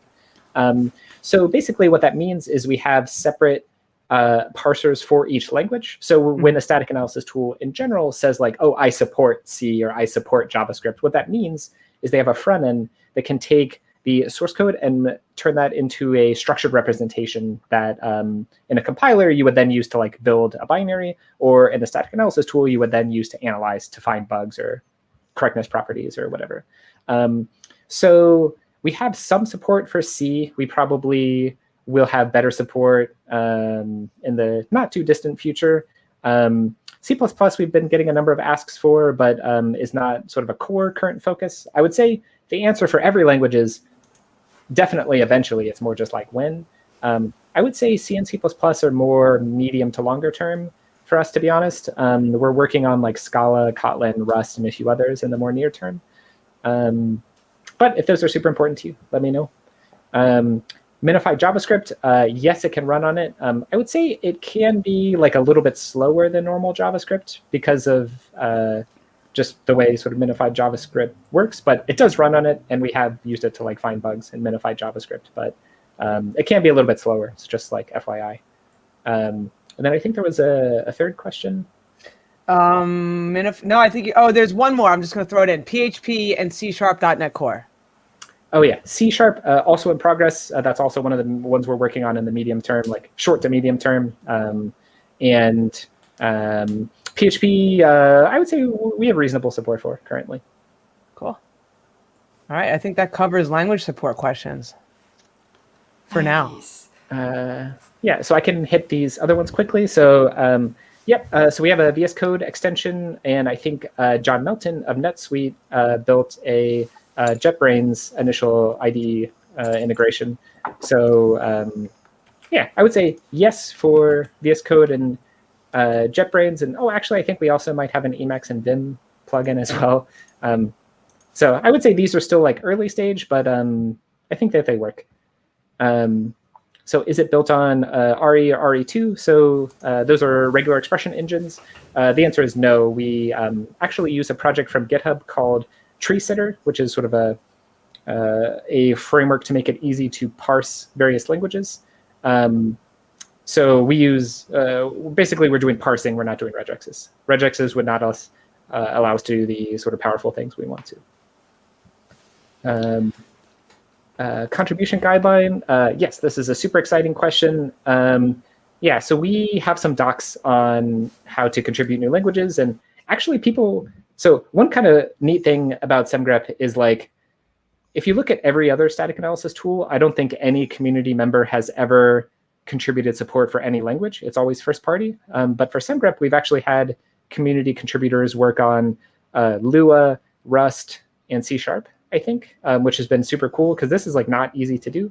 It requires doing some like OCaml chicanery, but it is possible. And yeah, yeah, there are like docs and contributor guides. I think they might be in the Semgrep repo. I will have to look that up and get back to you. I don't have it offhand. So Clint, there will be questions forever. Yeah. So you can just pick the ones you like the best. Or we could do some more stuff and then do some more questions. I think the false positive question might be good though. How does Semgrep handle false positives? So like, let's say we find something during the workshop and we're like, oh, that's not a real one. What do we do? Yeah. So there's a couple of ways. So one is if you're like, oh, this is, my rule is too imprecise. There's some things that I just want to update so that going forward, I don't flag the same thing other places. Then a common pattern is using, so basically there's like patterns, which are like, what can you include in one search? And then there's like different pattern clauses, which you can use to like Boolean combine Semgrep patterns. So you could say like, find this and this, or this, or this, or this, or this, but not that. And so basically what you can say is like, here's the things I want to find. And then I'm going to use a couple of pattern not clauses to filter out false positive cases. So then your rule is higher signal. So basically the answer is like, you can improve your rule, or if there's something that you're like, in the general case, this is an issue, but in this specific case, because of other factors, I know that it's not a thing, you can basically add a comment, I think no sem, which basically will tell Semgrep to ignore that line. So a bunch of tools do this where you just say like, annotate like, hey, this is not a thing. Yeah, and if you do the lab, there's actually a number of examples of using pattern not to filter out cases. So yeah. So Clint, Cool. My scan finished. Do we want to check it out? Yeah, yeah, if you want to. So where do we check it out? So your project is now using your organization's default policy. You can check this out on the projects page, see Semgrep YAML. So do we want to see the YAML or do we want to see the project page? Probably projects page. Okay. So 24 minutes. So is it going to show us setup complete? Yeah. No, so we can skip this, right? Yeah, you can just collapse that. Yeah, so I guess if you go to findings. Findings here. Yeah, this should show you an aggregate across like many things. But for here, there's just one repo. So it looks like we found a couple of, yeah, sorry, this UI needs to be improved. But let's see. So basically it's saying like on the left-hand side is like which rule was found, and then when did it find it, which project. The reference number, so main yeah, branch which or branch pull was it in, request. which file. Yeah, actually, can you go to the overview page? Sorry, a lot of this has been in flux recently, so. Yeah, I taught an Azure class last week and they had completely, it was totally new compared to when I had seen it like a few days earlier, and I was just like, I feel your pain, Clint. Finding out live is not when you want to find out. Okay, Yeah. So introduced, fixed, muted. Oh yeah, so one thing that we try to calculate is like fixed rates. So we, again, if the point is like, that you want developers to fix it, you can actually see across time for each rule, are developers fixing it, yes or no? So you could say like, oh, there's this one rule that like developers are fixing like 90% of the time. Maybe we turn that blocking.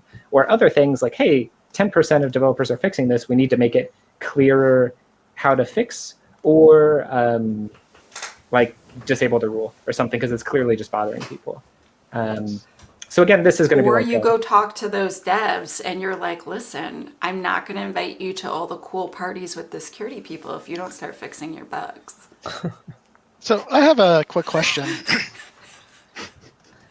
Yeah. On the page Tanya is on, it showed it's 2 findings, but on the findings page it shows 33.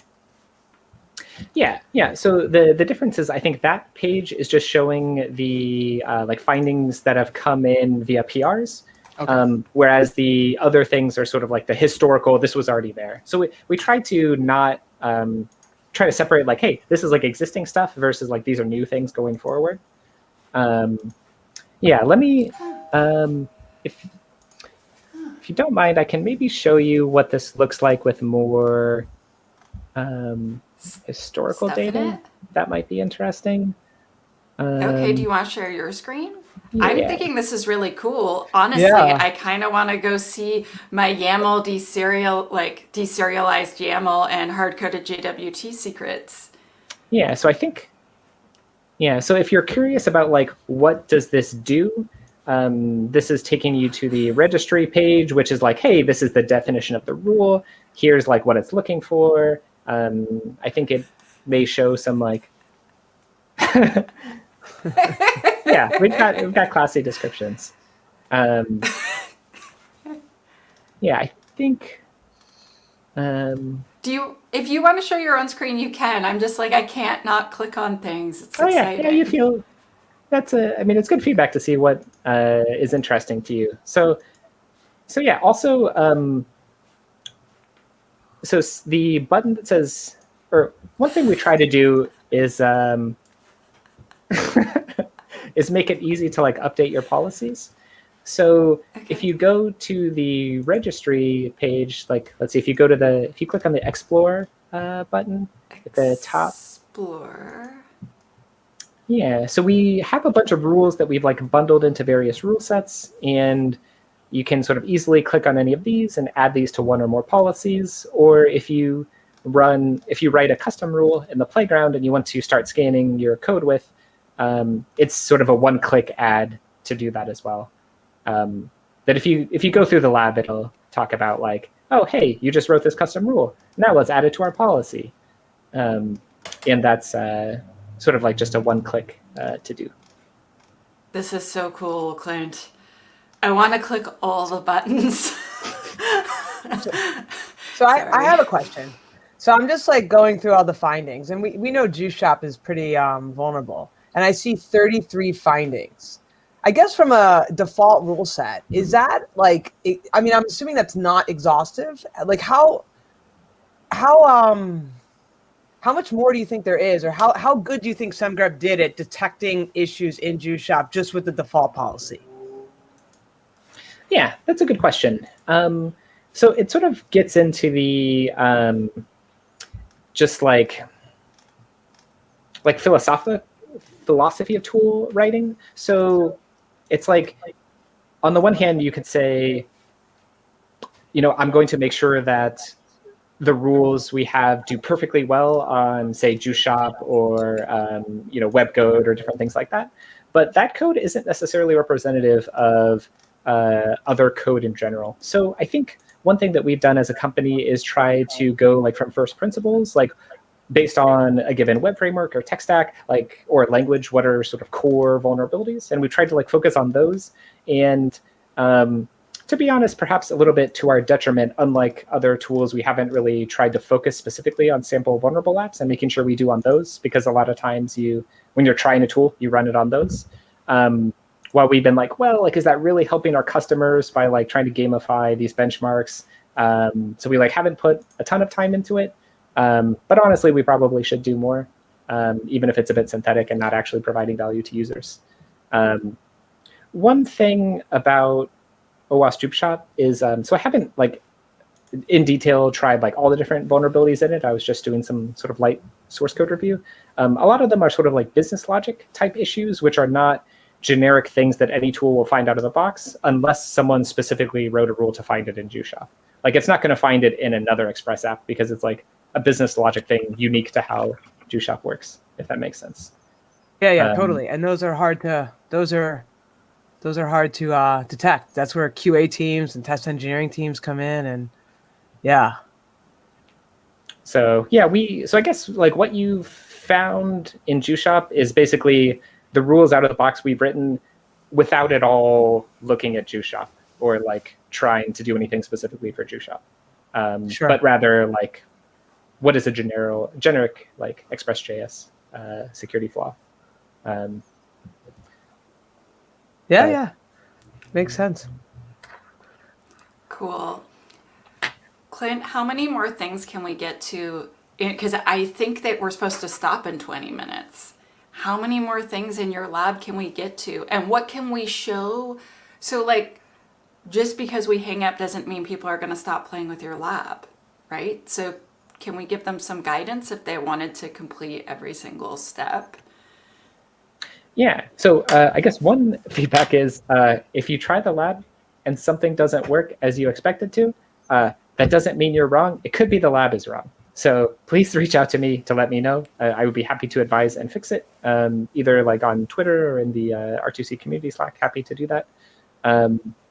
But yeah, so basically, I think the rest of the lab is, it's actually not too much further. Like the my eval example, there's like a couple of things to do there. And then I think the next example is basically like, let's try to write a rule to extract routes out of a JuShop, and then like basically try to find eventually what are like, can we as an AppSec team get Slack notifications whenever someone adds a unauthenticated route? Which do you want to do it? Yeah, sure. Would you be able to get a notification if they just added a route? Yes, you can do both. That's awesome. Yeah, and what's cool about this is it like literally it takes like 5 or 10 minutes. Like it's like not actually too crazy. So you can alert on any rule essentially, though. So whether it's a route or a thing, you can alert on anything is basically the big picture there. That's cool. Yeah, so the big picture is like, just like conceptually think like, what are the things that if it happens, I want to like give developers some sort of warning? Are there a set of things that are so serious I want to block the build? And then what are some things that are like interesting? Like, yeah, this is like maybe not a bug, but it's like, as a security team, I want to know about it. Like you're doing crypto, you're parsing XML, you're adding a new route. Things that are like not a bug, right? So you would never say like, stop doing this, because it's like, yeah, there's legit reasons why you would do that. But at the same time, the security team, there's a set of things out of the millions of PRs happening a day. There's probably 1 or 2 types of things that you're like, if that happens, I want to know about it. And maybe even you look at it asynchronously. Maybe you don't need to do it immediately, but at least on sort of like a weekly cadence, you might want to say like, show me all the routes that have been added, or show me all the people who've touched this core authentication file or something like that. And that is how a couple of companies are using Semgrep, just to get visibility basically into what's happening. So you don't have to join every meeting, look at every PR, but more like it's like little birds like whispering info back to you about things that you might care about and look at. It's like code pager duty kind of thing. Oh, I like that. We may use that. I like that. But yeah, basically it can be. Cool. I like it. All right, let's see how it works.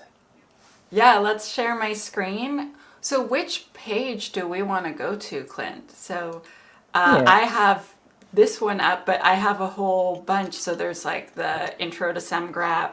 Yeah. Let's go back to the intro to Semgrep repo page, the PR with all the comments that have been ever growing. I think it was further to the right, maybe.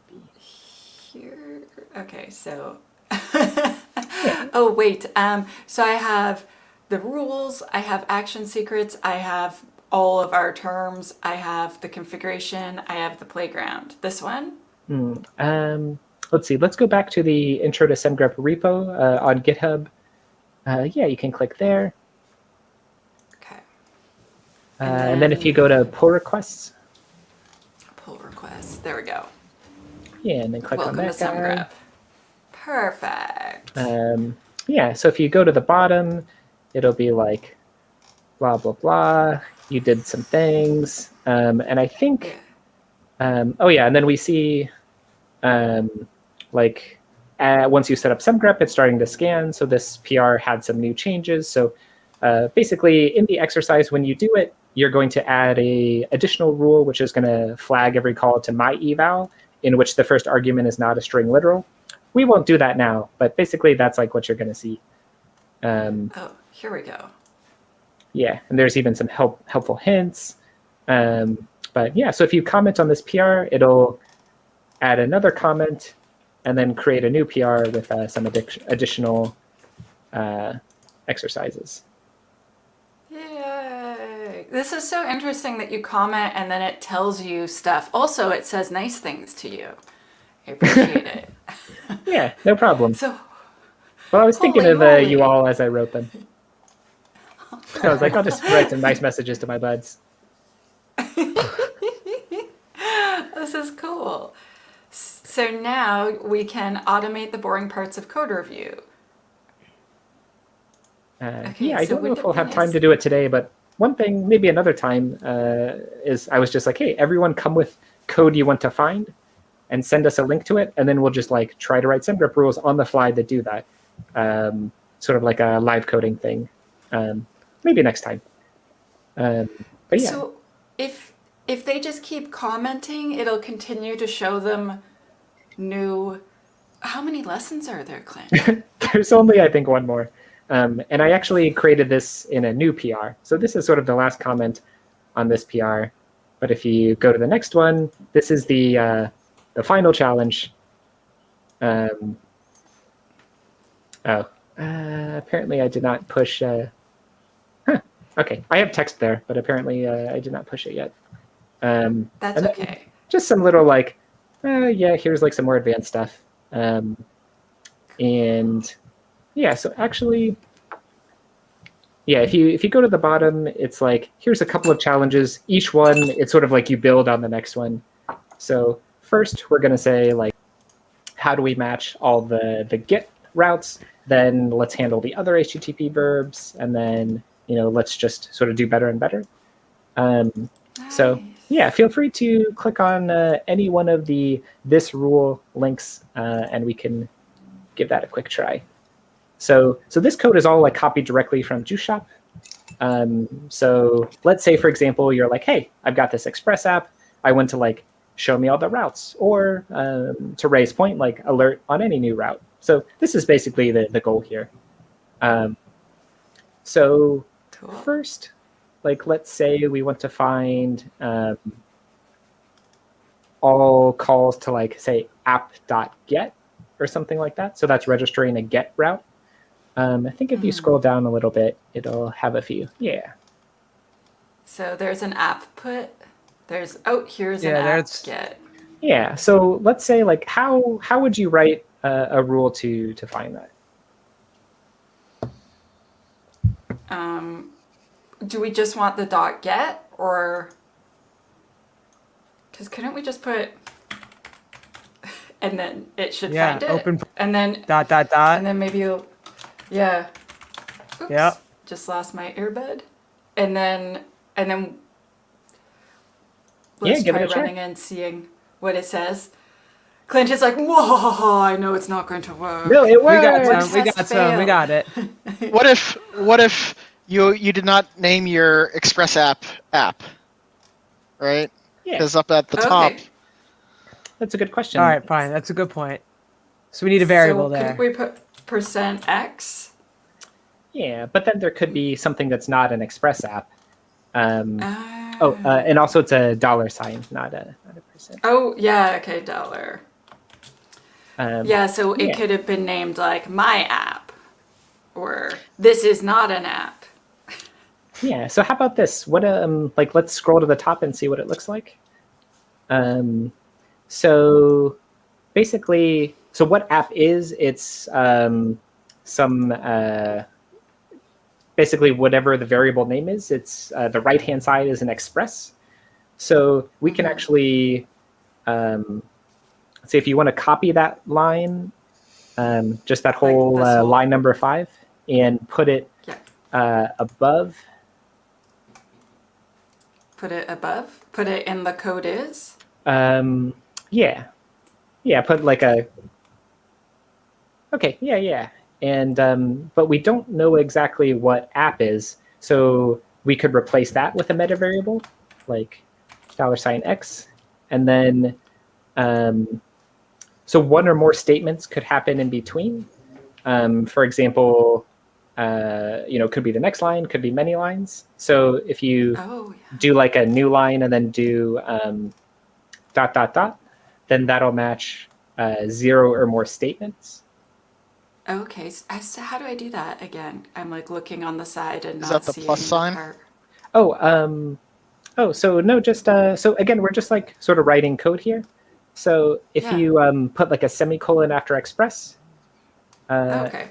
and then do like a new line, and then just do ... by itself, and then do a new line, and then do so the meta variable now is the variable name. Yeah. And then X, and then .get, and then ... like that. Yeah, so now it doesn't have to be called app. Yeah, let's see what happens.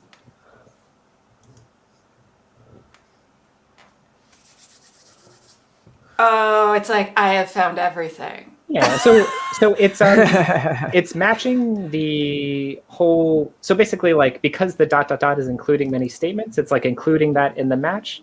But if you look on the right-hand side, I think if you scroll up, it should only match the single statements. Sorry, these are like code snippet examples. They're not actually what was matched. Okay. Sorry, keep scrolling up. Up. Yes. Yeah, so it's really only finding a couple of... so it's finding 4 of them, and it's giving you the line that it's starting on. So so sometimes you want to know, like, is something... like there's some context, like something is inside something else, but you don't want to flag the whole code in between. So one way you can do that is to say, let's see, if you were to select the first 2 lines of your pattern and just like do a cut, and then do a plus, click the little plus thing on the side. Yeah. And then do click on that drop down and do and is inside. Yeah. Yeah, so let's try that. We could probably... Okay, so let's run that. So this. So it's inside of this, and we're looking for this. Yeah, Okay. so basically, so like now you we could say use this to get, say get. inside a method, inside a class, or this was imported in the file. Basically, this is happening in the file, and then match specifically this line within it. Okay, so we could look for delete, and it's going to find none, hopefully. No, there's 1 or 2 deletes in there, I think. Oh, there's a delete. Dun, dun, dun. We're like, and is it deleting stuff? Okay, so that's good. And then use input. Okay, awesome, Clint. Yeah, so let's say, there's a bunch of HTTP verbs. We might want to find all of them, not just one, right? So, yeah, so how do you think we would do that?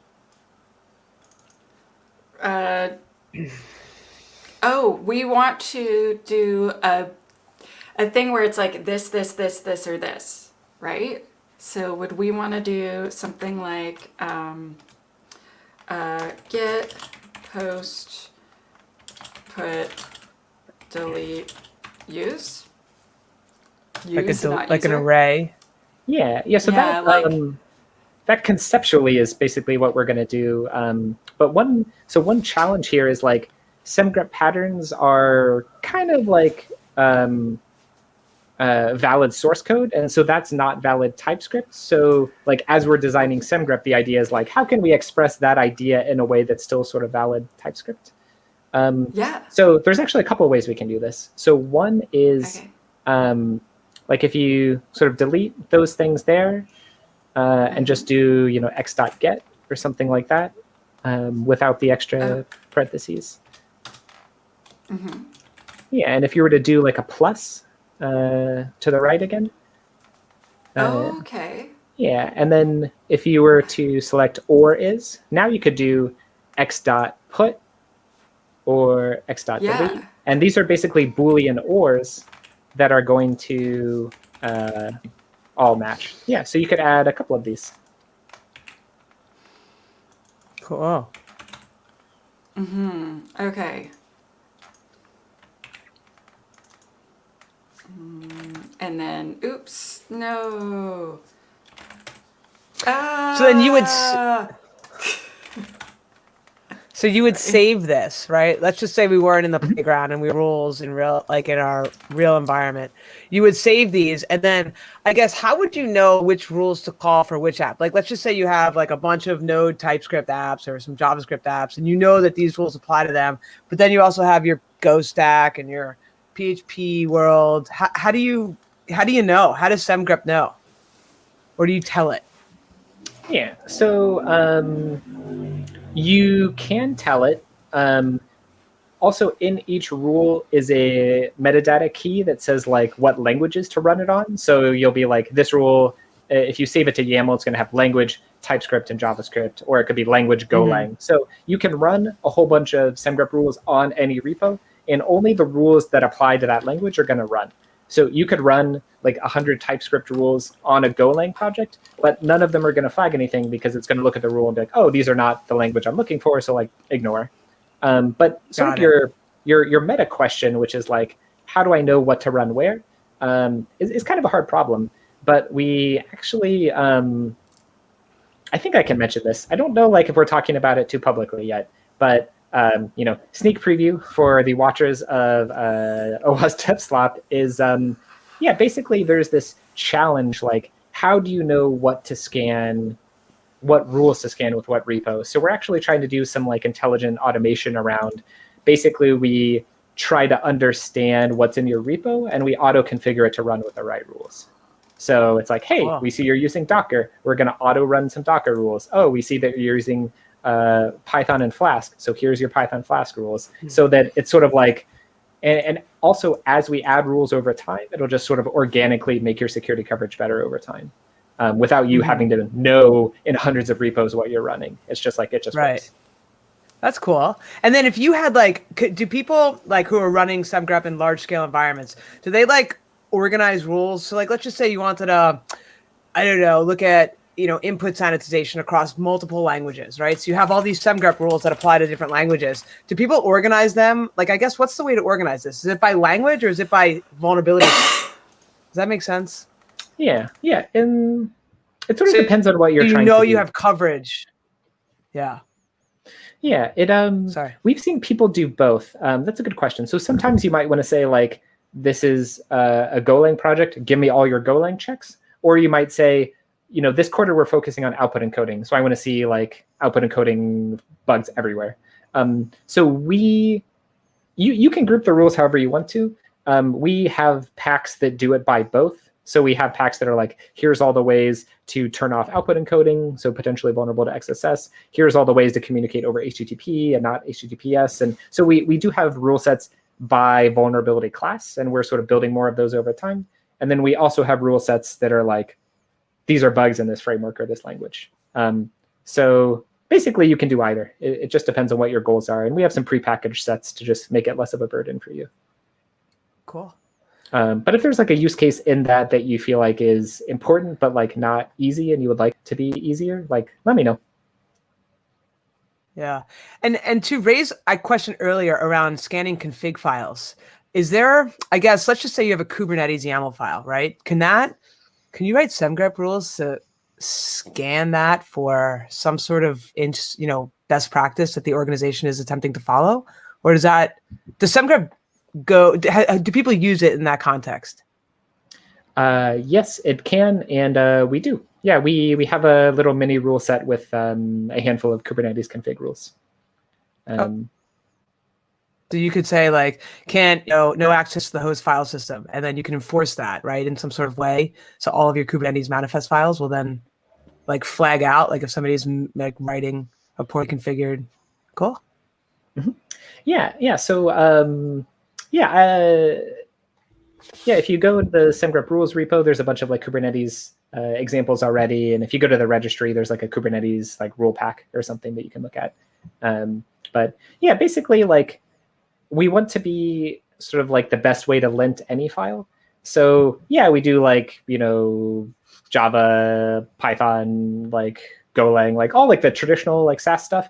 But yeah, we do infrastructure as code. We do secret scanning. Basically, like why, like it's sort of annoying as an AppSec engineer to be like, well, I need to run Bandit for Python and GoSec for Go, and also the separate infrastructure as code tool, and also this other secret scanning tool. And it's like, why? And also, if you want to write like a custom infrastructure as code rule, then you need to learn OPA or one of the 5 open source tools. So the thing is like, there's operational burden in setting these up and configuring them and maintaining them. There's like domain specific knowledge that you need to learn in like every 50 tools you use. And so instead what we're trying to be is sort of like the Yara or the Splunk or the sort of like the one query language that like no matter what it is, if it's text, whether it's like a programming language or infrastructure as code or config or anything, same language, same primitives, you learn once and you write everywhere, basically. And yeah, we already do that pretty well, I think. Cool. I got to check these out. These Kubernetes rules. I like it, Clint. I just made my own policy and made sure it checks that every time you call the API, it's going to check that security is that it's calling the security is authorized. And if it doesn't, it's going to alert me now. Yes, that was easy. And then I just added it to I created a policy, Tanya's new policy, and then you literally just say add to policy. And then you choose the one. So I've already added it, so it's already in there. And then I already have 3 rules in my policy. This is awesome. Yeah. So oh, sorry, keep going. No, but every time someone does something crappy I don't like, I could just test for it and then put it into my policy. And then I can just search all of the code for it and then start awkward conversations with devs. Yeah. So one thing that's fun about the Playground editor is, it's like you're writing a rule. You're like, oh, this is the thing that I want to block. And let's say you have Semgrep set up on hundreds or thousands of repos. You can basically write a rule and then roll it out to hundreds or thousands of repos in like one button click. And admittedly, you probably want to do this in like notify only mode first. But the point is like you don't need to merge PRs to hundreds of repos. You don't need to like get developers or DevOps team to let you make these changes. We're trying to make the iteration speed as fast as possible. And basically just like, hey, you have an idea, you write it, you roll it out everywhere in like 10 minutes, 15 minutes. And, maybe you flag too many things and you're like, oh, this is too noisy, I want to fix it. So then you just iterate and your policy is like super quick to update. Is there a way that it could just be, is there a way where I could say, just tell me, the security person, all the things you found? Because I don't want to annoy everyone just yet. Like, I don't feel confident enough to have everyone see the weird rule I just made. Totally. Yeah. And that's how I would encourage you to write new rules. So in your policy, so in Tanya's new policy, if you go to that page, you can say, don't block the build, don't write any GitHub comments or PR comments on whatever CI or code hosting platform you do, but like do send me a Slack notification. And how do I? Oh, there we go. Oh, wait. Oh, no. Oh, God, no. I don't know. You didn't see what I just did. So I was like, can you show? Yeah. So I went to the rules and then I was trying to go to my policy and then I accidentally added 1,170 rules to my policy. Oh, no. So don't click as fast as Tanya. I I wanted to see my policy. So how do I see my policy? If you go to the dashboard and then go to the policies Policies. page. Well, I have a lot of crap in there now. I have 3 that I made, and then I have 170 that Clint made, or that RC2 made. Okay, well, sorry about that. But D-link catastrophic redos. Sounds like what I just did. Yeah, I'll make that easier to undo. That's good feedback. I'm like, oh no! Okay, so we are supposed to wrap up now, Clint. Are there things that you want to touch upon before we end? I'm just going to look through the questions to see if there's any good questions to hit before we end. There's a few questions about scaling Semgrep. Can the agent run in a cluster? What's the best approach to scale up Semgrep performance? Have you gone through OWASP benchmarks with your standard presets to compare Semgrep with other SaaS products? Are you scaling up? I don't know if you want to tackle performance. Yeah, so I'll tackle the benchmark question first. We have not spent a lot of time looking at benchmarks, but we probably will soon. I was chatting with Jim Manico about it recently, and he was like, yeah, benchmarks are benchmarks, but they're useful. So probably we're going to spend more time looking at that soon. Have not too much to date. In terms of scaling, we try to be as seamless in sort of SDLC or CI platform agnostic as possible. So rather than you having to host dedicated Semgrep servers, we just use whatever CI platform. So if you're already using like Jenkins nodes or GitHub Actions or GitLab runners or Circle CI or Travis CI or any of those things already have mechanisms for running jobs. So we basically just leverage that existing infrastructure. So scaling up is sort of just like if whatever CI platform you're already using can sort of scale in the ways you need it to, we just sort of leverage that existing infrastructure. Right. In practice, we found that because we're scanning, or for PRs when we're scanning just the diff, usually those scans don't take too long. Even if there's a pretty big delta in the PR, well, it's bad practice to have multi-thousand line PRs, but even if there were, and even if you're running a lot of Semgrep rules, in practice, we found it takes just a few minutes. There's a couple of edge cases that we're trying to hammer out where there may be some pathological case where it takes longer, but I would say in general, Semgrep should just take a few minutes to run. Cool. If you're running a bunch of rules on a full repo and not just the diff, then maybe it takes a little bit longer, but hopefully that answers the scaling question. Yeah, I think so. Another question, can Semgrep separate internal versus external libraries that are being used in the code? Let's see. So assuming the code is right next to each other and there's no indicator that they're first party versus third party, then no, because we would need some sort of a priori knowledge. But if you have the third party code in say node modules or vendor or other prefixes that are this is third party versus first party, then Semgrep respects git ignore files. So if you have third party code next to first party code, but it's ignored in your git ignore, it'll just do the right thing and not scan them. But even if you have checked it in, there is a separate Semgrep ignore file, which is basically the same syntax as a git ignore file, where you could say I know this is in my repo, but Semgrep, please don't ignore it, or please do ignore it. And also in each rule, if there's a rule that for example, let's say we're auditing routes and we want it to only run on the file that defines all the routes, in a file you can specify a path excludes or a path includes path, which similarly you can do file globs and stuff. So basically, at a repo level, you can ignore things in a Semgrep ignore file, or per rule, you can ignore or include as well with a specific key in the metadata field. Cool. Which if you grep the docs, search the docs for include or exclude, it'll be one of the first results. There are so many comments in the chat, and they're so good. But I could read them all day. So there is another thing that I wanted to share that is sort of unrelated.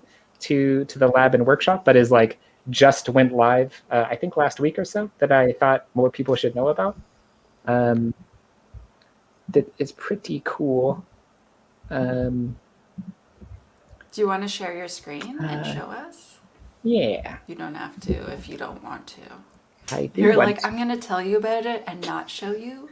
And not tell you. Let's see. So you can you see my screen? Yes. Yeah, it's loading up. Or is that my screen? No, that's Clint's screen. Yep. Okay, cool. So far today we've been looking at the Semgrep playground, or like the Semgrep editor, where you can write and run Semgrep in your browser. And we thought that was pretty cool, but we were like, well, there's other people writing blog posts about Semgrep where they're like, hey, here's a rule I wrote, and here's what it finds. And we're like, it would be cool for other people to be able to include the Semgrep editor on their page, like not just the one that we host. Sort of like JS Fiddle or things like that, where there's like a click to embed widget for like YouTube videos or things like that. So this is just hot off the press, but I would like to show you. This is the official docs, and what are in these docs? But an iframe that is actually a stripped down minimal Semgrep playground that is just an iframe that you can click this little run button, and basically it's going to run this YAML and show you there. So you can embed this on internal dev wikis and like put it anywhere you want? So currently we have to adjust a few things to make it so that this can be included on any web page, not just sort of R2C owned domains. But I would say in the next week or two, in the next sprint, probably you're going to be able to embed this widget anywhere. So you could say, hey, internal Confluence or internal wiki, this is how we want code to be written. This is how and why we're enforcing it. And you can just have people like see it and interact with it. You could open it in the official playground if you want to, and then save it back to here. Static analysis on any web page. Wow, that's good. Yeah, that's so like cool. So cool. We love breaking news here on DevSlop. So I wanted to give a shout out to my colleague Sabrina. She was the one who made this during the hackathon week, and then I think my colleague Matt put this into the docs. So all of the effort and work is theirs, not mine, but I just wanted to share their awesome work with other people. So expect soon to be able to write something in Semgrep Playground and have like a share thing. So you can already run this via CLI or include this in various CI things. But soon there'll be like a copy to like gist or iframe or something like that, so you can sort of copy and paste it into your internal wiki or blog posts or whatever you want. Someone in the chat just said that was worth the price of admission. Totally worth it. Nice. So if you go to the docs, you can see a bunch of these now. Again, my apologies, you can't use this on any website yet, but soon you will be. Well, it's just cool to be able to just do stuff in the docs, like to have the docs be interactive. Like that's really awesome. Oh, Clint, I like it. Yeah. Very good. Good work. There's like sort of resigned, like, I like it, Clint. It's good. You've done good. All right. Well, this was a great, overview of Semgrep. I learned a lot. I think our audience learned a lot. All the time you put together in GitHub Learning Lab seems like it was well worth it. So thank you for putting that all together. And sorry about all those bugs over there, but I'm excited for your blog post. So I think next week we have Katie Paxton Fear on the show. She's going to be talking about hunting for IDORs, insecure direct object references, for those who are overloaded on acronyms. Anyone else have any final thoughts, Tanya, Ray, Clint? This is great. This was really great. Are we allowed to promote our own stuff? Yeah. I'm doing a book stream once a month about my book, and it's free. And guess who my guest was this month? Nancy and Ray. And then next month I'm having other guests. So if you want to join for some free streams with me, and I'm probably going to drag Ray along a few more times, Nikki's going to show up, and other application security favorites that you might know, go to aliceandboblearn.com, and then we'll just invite you. So once a month for all of 2021, completely for free, me and other experts are basically, we're just like hanging out streaming on Saturday afternoons to not interrupt DevSlop, obviously. And talking about like lessons in the book and just like teaching little lessons for free. So come hang out, and there will be some DevSlop invitees at various threads. Thank you. Cool. Cool. All right. Well, thank you so much, Clint. This was great. I can't thank you enough. I'm really excited for all the roadmap features here coming out of Semgrep. Yeah. Yeah, thanks so All much right. for having me. It was a lot of fun. Great.